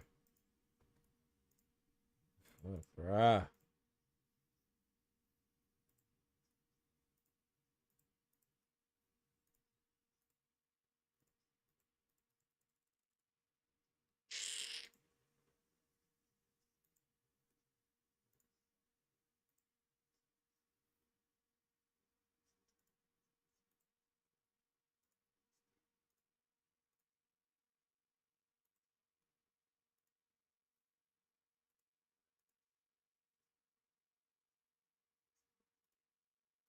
Fuck me.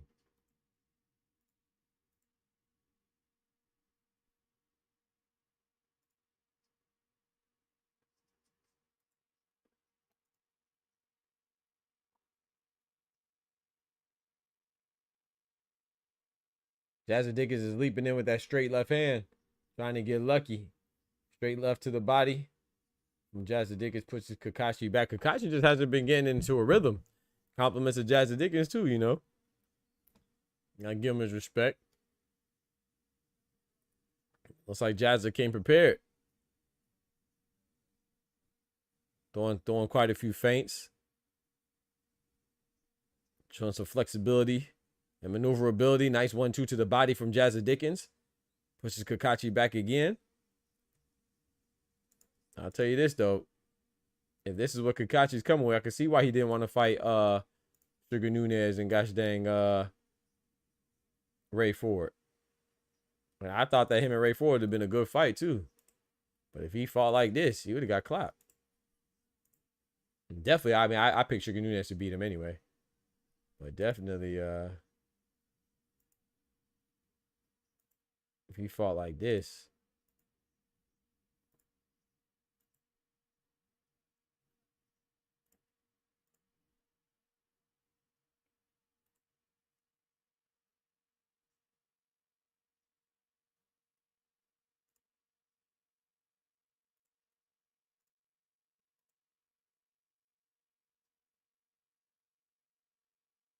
Bro, what the freak, bro?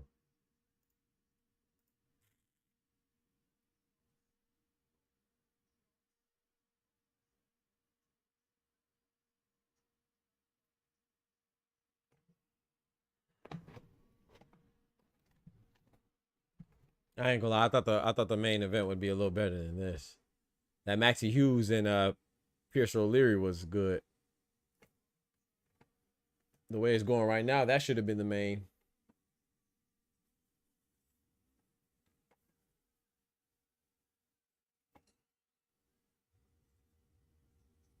I don't even know who. I'm not even scoring this fight, bro. Let whoever wins wins, cause this is this ain't it.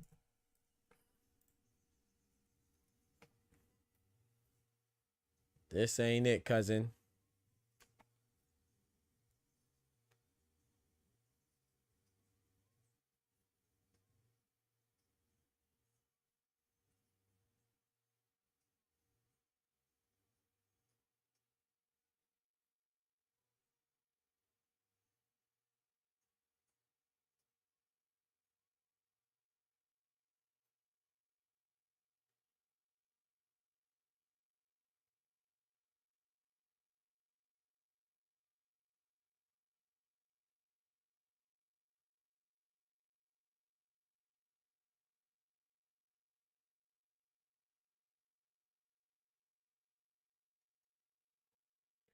Let's get it, man. Round number 6.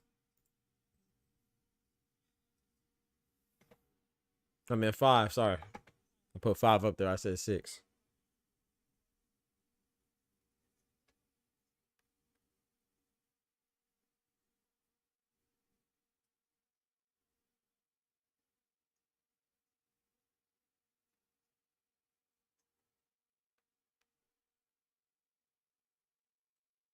Okay, Kakachi's turning up now. Dickens might be in trouble. He's covering up, though. Defending himself well, bending at the knees. He has to throw something back, though. Kakachi threw a little cheap shot. Complaining about JAZZA Dickens using his head like Evander Holyfield. Kakachi letting them hands go a little bit. Dickens seems like he's in a position to be overwhelmed in a few moments. Nice 1-2 from Kakachi. JAZZA Dickens just shelling up too much and letting Kakachi just pick his shots. He can't do that. It's not going to bode well for him in the long run. Ooh.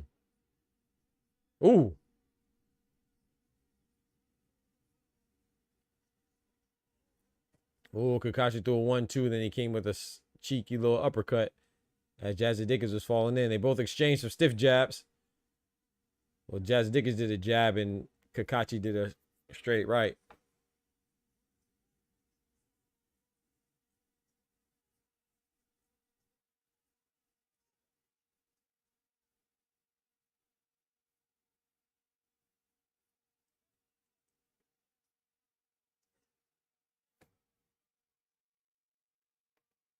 Referee is warning JAZZA Dickens about excessively using his head. He got to use something. Running out of options is looking like.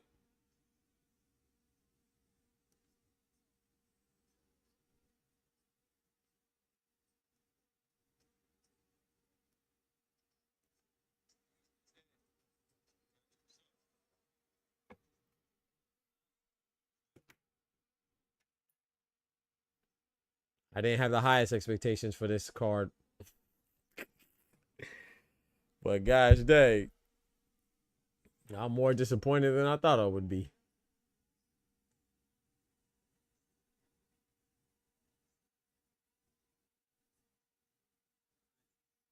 I will say the momentum heavily shifted in Kakachi's favor this time, in this round.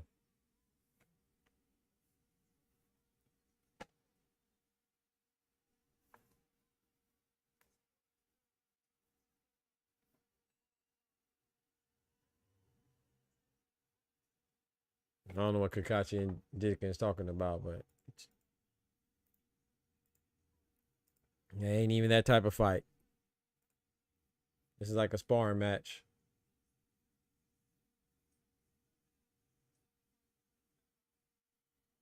This ain't nothing but a sparring match.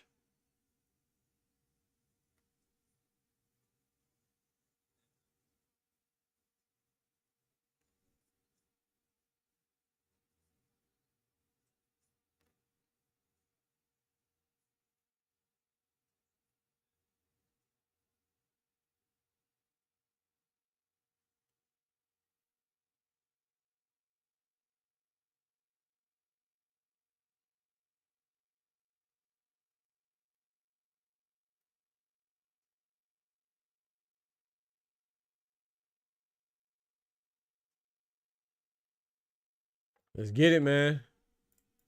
Round number 6. We in the mix.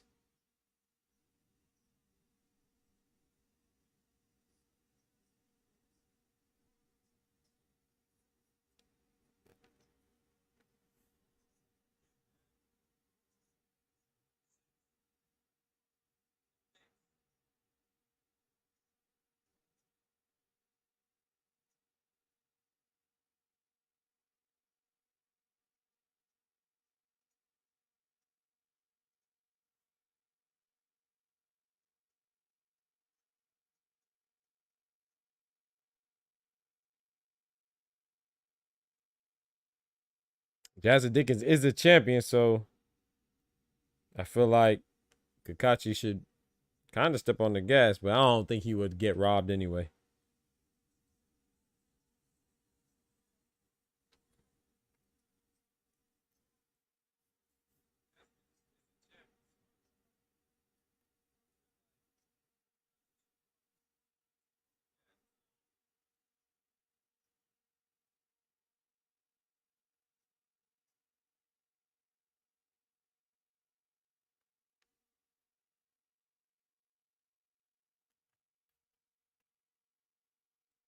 Nice right hand to the body from Kakachi. Oof, while JAZZA Dick was coming forward, I saw Kakachi sneak in a left hand to the body as well.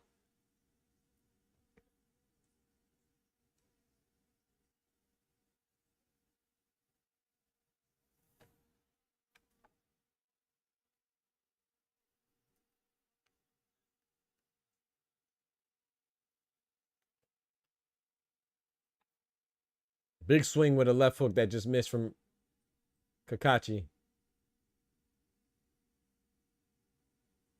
Man, I hope I could get on to watch the fight tonight, because Barbosa and Kenneth Sims not the best main event, but at least you got Gabriela Fundora on the card and Oscar Collazo on the card, so it should be better than this one from Queensberry.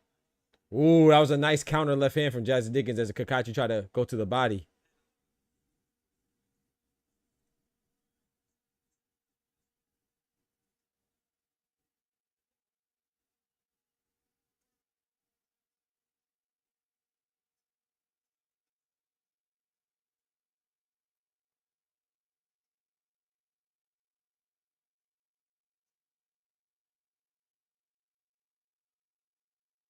You know, the weather is going crazy right now, so if my stream cuts off, it's because of the weather.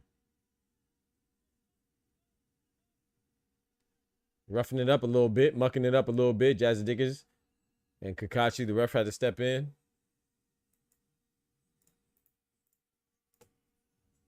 Ref had to step in and break him up. Break him up, break him up.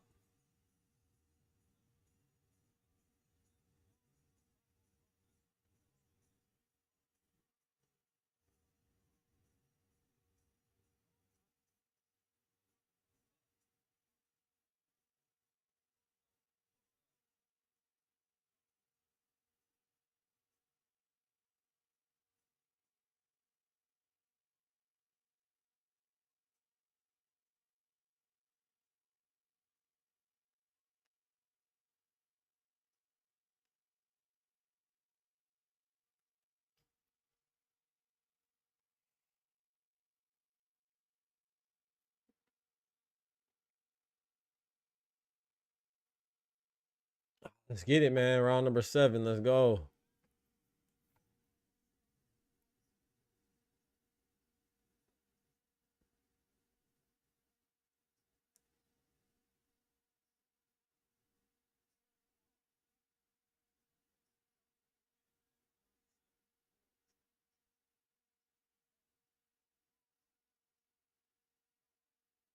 Nice jab from Kakachi, from Dickens.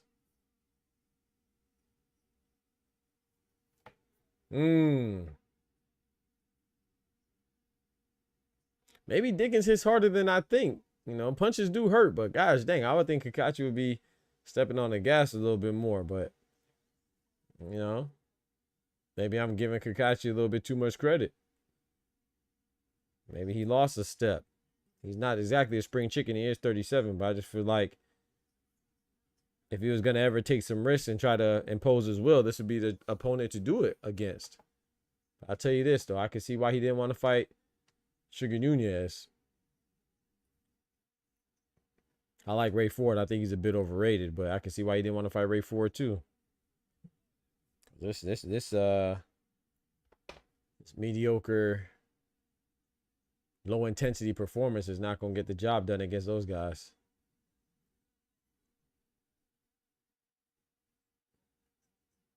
Jab to the body from JAZZA Dickens.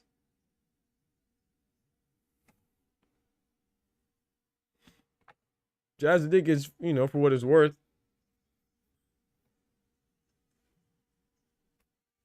he is putting forth some effort, though.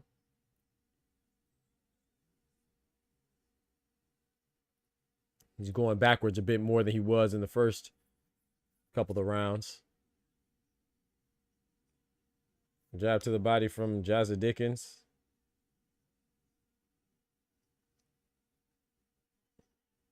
Straight right hand from Kaka. Oscar Perez said this fight is so Kaka. Yeah, it is shitty, bro. Oh, that was a nice exchange. I think Kakachi got the better of that exchange. Landing that right hand pretty straight and flush Right down the pipe. Right on Jazz's forehead.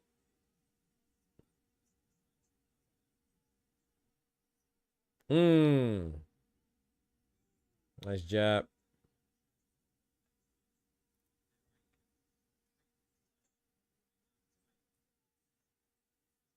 Right hand from Cacace while Dickens was on the ropes. Was caught on his glove. You still feel those shots, but those block. Ooh! Nice exchange right there. Both landed some decent shots.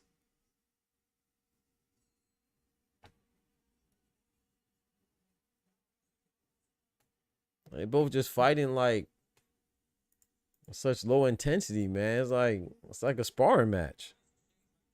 Who's trying to take off, bro? Like nobody wants to take definitive control? Oh, man.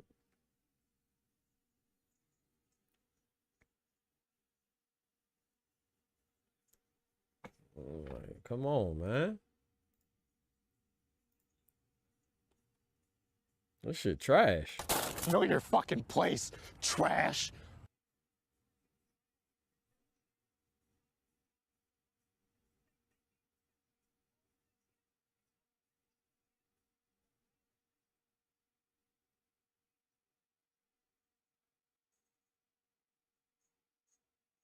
Arnold Barbosa, Kenneth Sims Jr. Prelims already started. Prelims already started. I'm tuning into that while I get ready. Yo, shout out to my brother Oscar Perez, man. Shout out to my brother Oscar Perez dropping that bread, that cheese, that but no, he came through like a boss.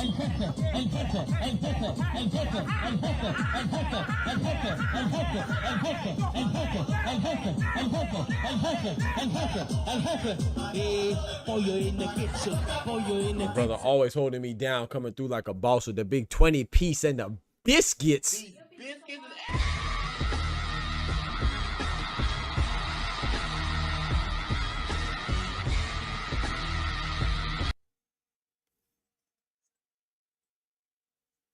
Man, I appreciate that, bro. Shout out to my brother Oscar Perez for the big 20-piece, man. My boy held me down, bro. 50-piece and a 20-piece. Come on, man.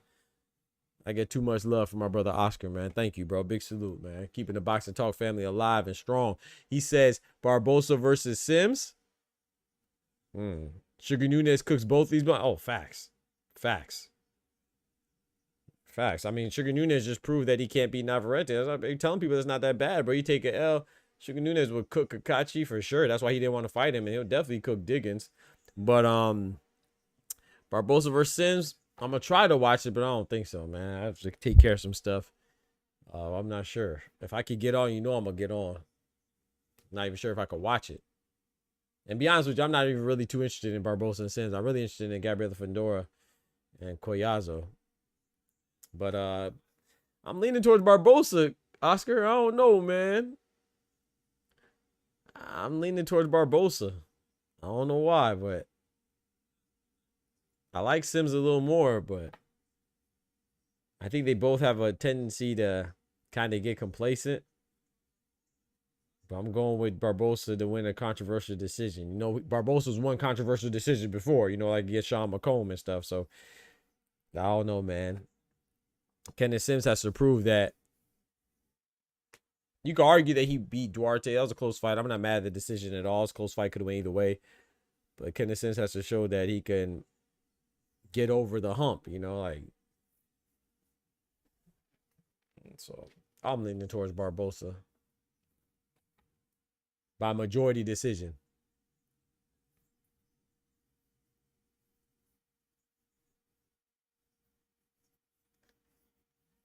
12 seconds left in the 8th round.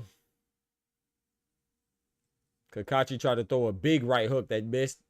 Dickens made him pay to the body, invested in that basement.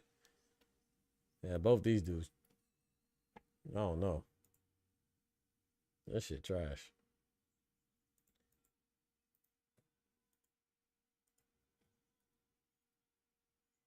Can't say I don't love y'all though, but I turned up. Oh man, this fight is. I just think they both just need to do more, man. And they're both reluctant to do more. Neither one of them wants to take the risk that they need to make a statement.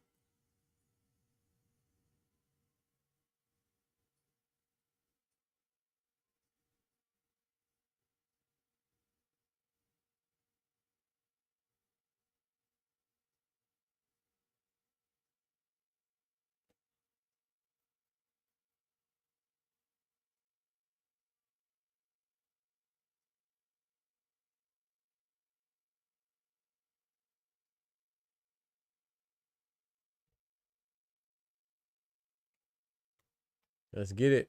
Man, thank you so much, Oscar, for the love, man. I appreciate you, bro. Hey, man, thank you for sharing, you know, the young man, bro. Bro, Oscar, that can't be your youngest that you showed on the Discord, man. That could not have been your youngest, man.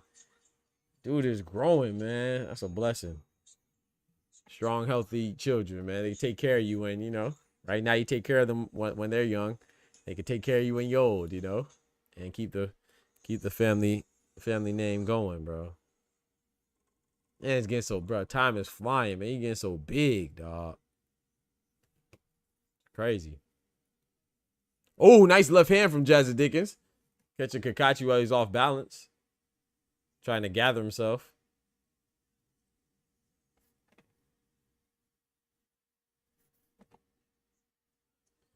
JAZZA Dickens is trying to blitz Kakachi. I guess his corner maybe told him that he was down because he's coming out with a little bit more fervor and intensity this time.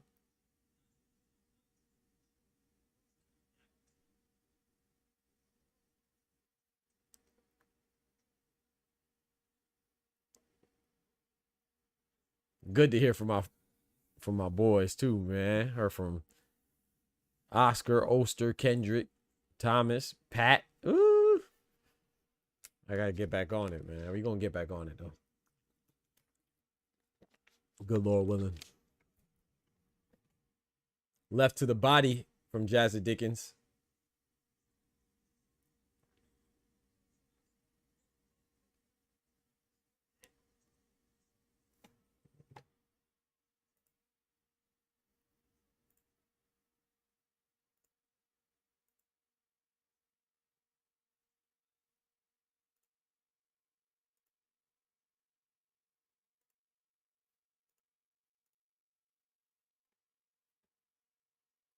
$53 seconds left in the 9th round. This is one of those fights that you wish you could fast forward. Ooh. Nice 1-2 for JAZZA Dickens. He landed that 2, that straight left hand flush. Put your Kakachi back.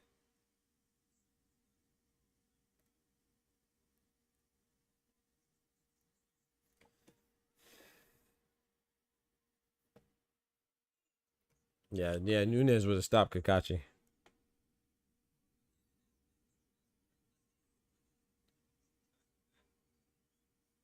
Nunes would have stopped Kakachi for sure. Bro, you know they got like robots. All this technology that we have is stopped.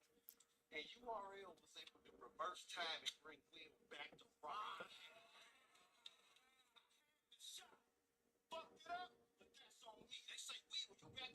Man, I don't know, bro.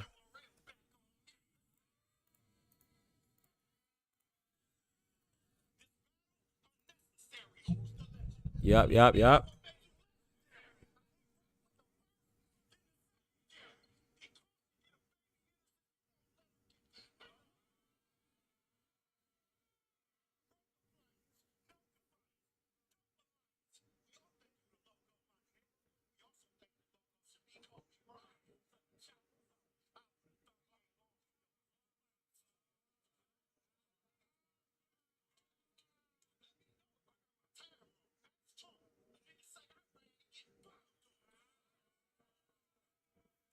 Let's get it, man.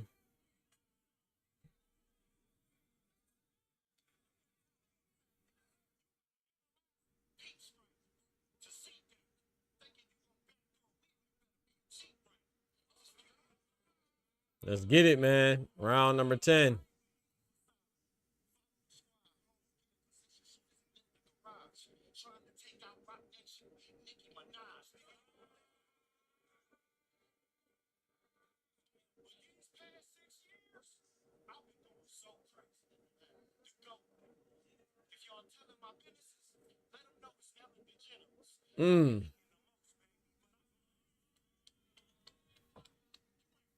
I'm not gonna lie to you, man. I wouldn't mind never seeing either one of these guys fight again. I ain't gonna hold you.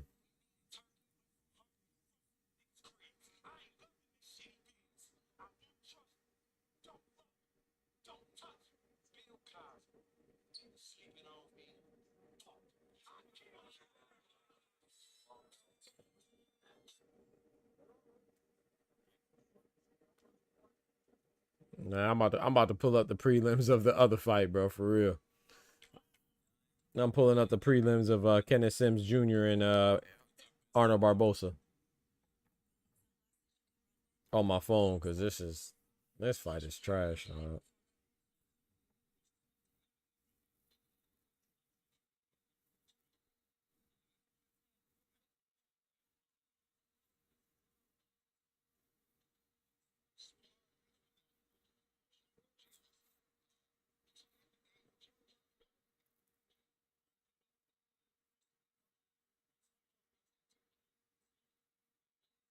Kakachi with the jab, Jazzy Dickens with the right hand over the top of the jab.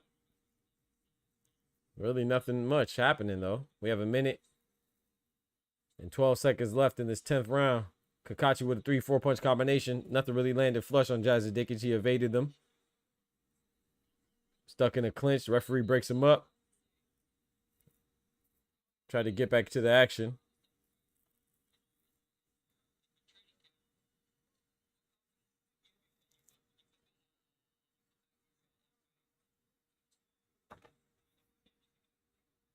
They're just talking right now in the Barbosa Kenneth Sims Jr. Barbosa Jr. Sims Jr. prelims.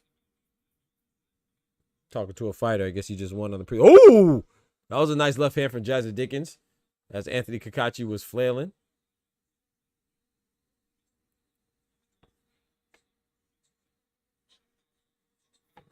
Oh, shit. Terrible, bro.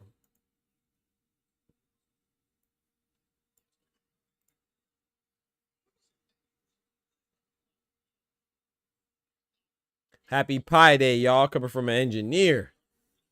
You know what I'm saying? Mathematician. Happy Pi Day. March 14th. Happy Pi Day. 3.14. What the heck?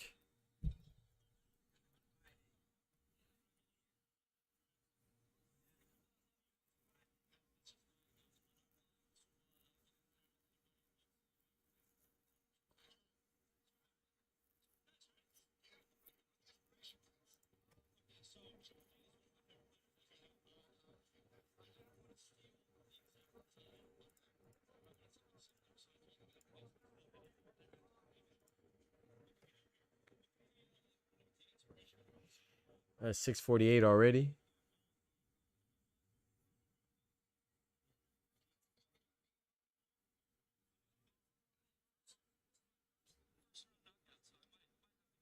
Marlon Tapales is ranked number 2 at Super Bantamweight. Okay.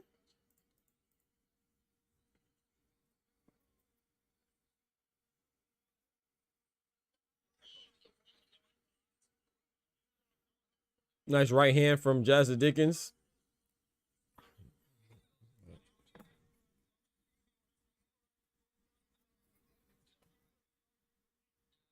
Oh, do not stop the clock, ref. Let them fight, bro. Don't hold this up, bro.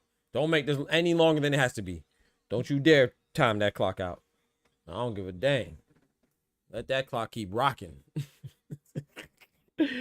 Let that thing keep spinning, man. For real.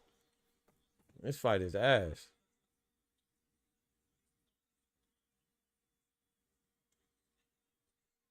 I'm just trying to get through it.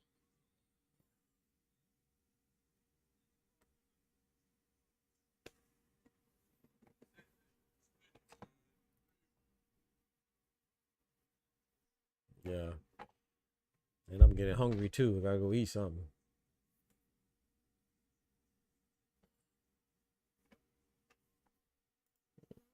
Don't you dare stop that clock.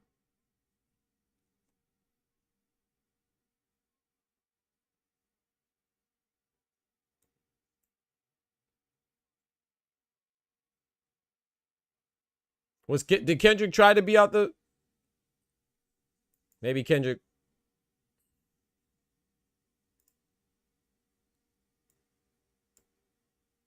Maybe I should move all y'all out the thing.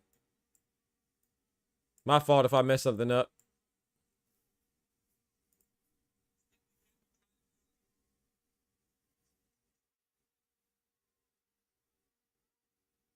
Bro, Wongo, bro, I'm losing my mind right now. This fight is terrible, bro.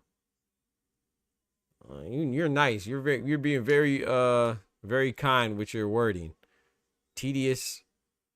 Yeah, it's tedious, but it's also grueling and it's like crippling to watch, bro. Like this is, compare this with Pro Box, bro. Pro Box was free. You see what I'm saying? You were watching Najee Lopez. Like, this product is terrible, bro. Like I said, I didn't have high expectations. I didn't expect it to be that good. But I didn't expect it to be this bad. Like, this is crazy, bro. I don't know. I don't think Kakachi's doing anything but embarrassing himself. This is JAZZA Dickens we talking about, Wongo. This is garbage, bro. From both of them, especially Kakachi. Kakachi was the one that was the IBF champ, you know, and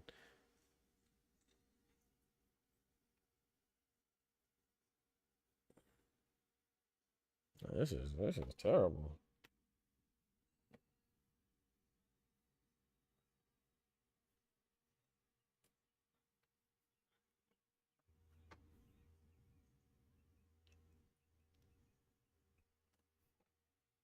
JAZZA Dickens is an awkward little style too, but guys, dang.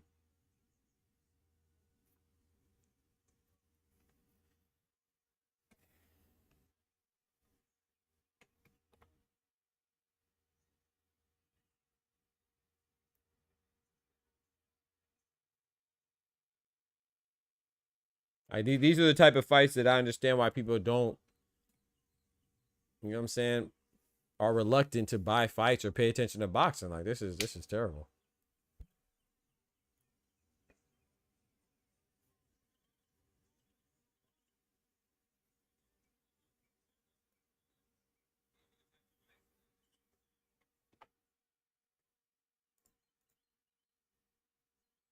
All right, but ring the bell, man.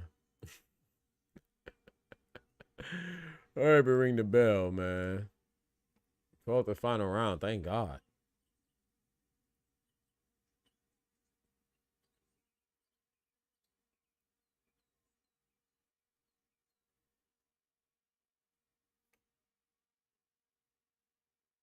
But I guess, you know, this is how we balance it out, right? The universe has a balance to it, right, Wongo? Jay Sharp. So the universe has a balance to it, and we had great boxing yesterday. So, see, and I will say I respect this about JAZZA Dickens. At least he's trying. You know, Kakachi, I don't know. But he's, I don't know.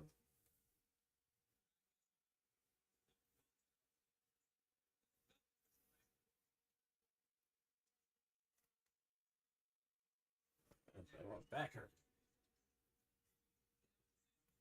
This job making my head hurt, my back hurt, my stomach hurt. Hard to get creative about this and this. You know. You had to get creative, yeah, bro. And I love boxing, man. I know every fight's not gonna be exciting, you know, but this one here is like, man. I know people complain about Shakur and Devin Haney, but maybe I'm tripping wrong. Was Devin Haney and Ramirez as bad as this? Shout out to Ramirez and Devin. It wasn't that bad. This is like Shakur and De Los Santos bad. Oh, that was a slip.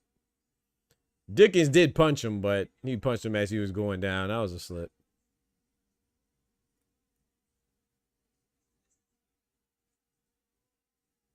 I wouldn't be mad at the draw. I think Kakachi won, don't get me wrong, but I wouldn't be mad at the draw. Because I can't say that Kakachi took the belt. You know how they say that in boxing, you know, boxing cliche. He got to take the belt from the champ. I don't think Kakachi took the belt. I think he won, though. If it's a fair, even boxing match, I think I didn't score it. You know, and I don't complain about results if I don't score it. So I didn't score this one. It just didn't even catch my attention. But I would say that I think Kakachi won. In my head, I gave him more rounds, but if this ends up being a draw, I'm cool with it. As long as I ain't got to see neither one of these bitches fight again. Yo, it's crazy.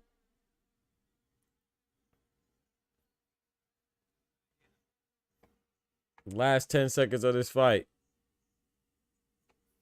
Are we going to get and still for the WBA 130-pound champion, or are we going to get and the new for the 130-pound WBA contender?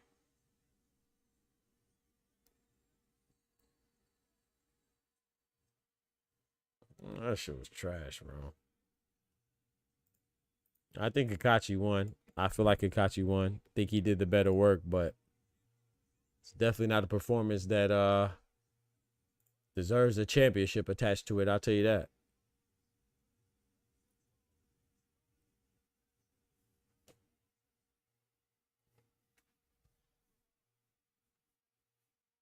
Man, put your hands down, man. That shit was trash. Put your hands down. Exactly. Nowhere close. Shakur is intelligent. There's the Sims versus Barbosa tonight. Yeah, I want to watch that, but I have to go do some stuff, man. I don't think I'll be able to catch it live. I might have to catch that on the replay. I really want to see Gabriela Fundora and Oscar Collazo. That's a fight I want to see. No disrespect to Kenneth Sims and Arnold Barbosa, Kenneth Sims Jr., Arnold Barbosa Jr., but I'm not really interested in the main event. I don't think they should be the main event. I think, to be fair, I think the Golden Girl, a.k.a. Sweet Poison, a.k.a. Gabriela Fundora, I think she should be the main event, in my personal opinion. But hey, I don't know much about Corridor. Her was it Viviana Corridor or something like that? I don't know much about her. But to me, Gabriela Fundora should be the main event, in my opinion.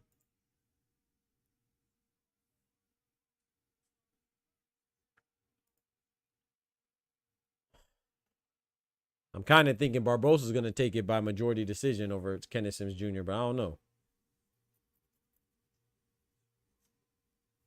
But if I am available to watch it, I'm going to turn up and go live, but I don't think so for this one. We'll see. I know the prelims are on right now. I'm going to definitely tap into that.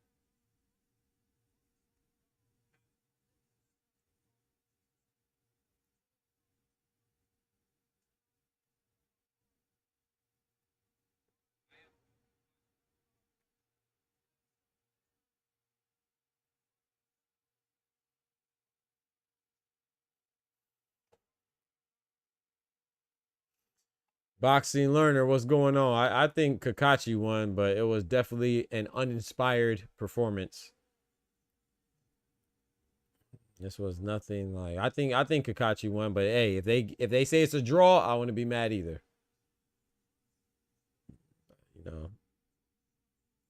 Frank Warren, that was terrible.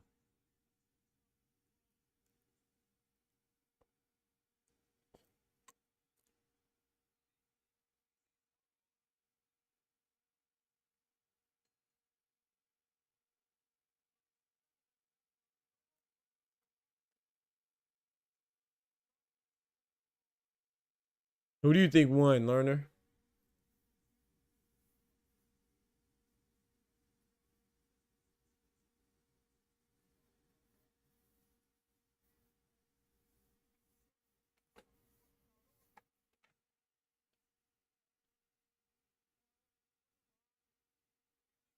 UD.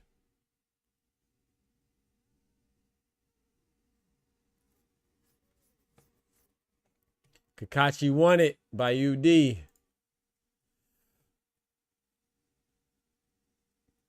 Yeah, man, I'm about to go ahead and slide though, man. I just I gotta go get some food. I'm hungry. I feel like I use more energy sitting here calling the fight and talking with the homies than they did throughout the duration of the championship fight, man. But yeah, I appreciate y'all rocking as always, man. Shout out to my brother Oscar, man. Dropping the 50 piece on your boy. And then shout out to Oscar again, dropping the 20 piece on your boy, man. That's love. That's love, bro. Me, Armando Carnal. Shout out to everybody pulling up. Those in the chat. Shout out to y'all for typing and kicking it with me. Shout out to Kendrick. Shout out to Oscar. Shout out to Oster. Shout out to Pat. Shout out to Thomas pulling up in the Discord. Yeah, man. I'll catch you on the flip side. I can't tell you when I'll be on. Hopefully, it'll be sometime soon. You know, hopefully I'll be on again soon. I apologize for the lack of lives. But just I have to take care of some things, you know what I'm saying? Still dropping the videos, though. Tap in on the videos. You know what I'm saying? Like, comment, subscribe. Tell your people about the channel. You know, let's keep going and growing. You know my thing. Shout out to all the members. Appreciate y'all rocking, man. Shout out to Anthony CACACE. You know, I'm not a big fan, but shout out to him. You know, he won the title.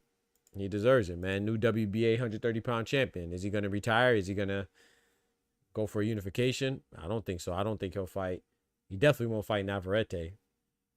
He already proved he wouldn't fight Sugar Nunez, which he's not a champion anyway. But who's a champion? Navarrete has a WBO and the IBF that he won from Sugar Nunez.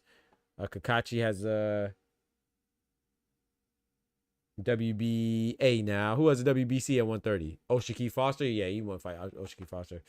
Everybody cooks him. So we'll see what Anthony CACACE does next, if he hangs it up or he vacates to go float around. I don't know. Shout out to my guy Jay Sharp, man, dropping that bread, that cheese, that butter.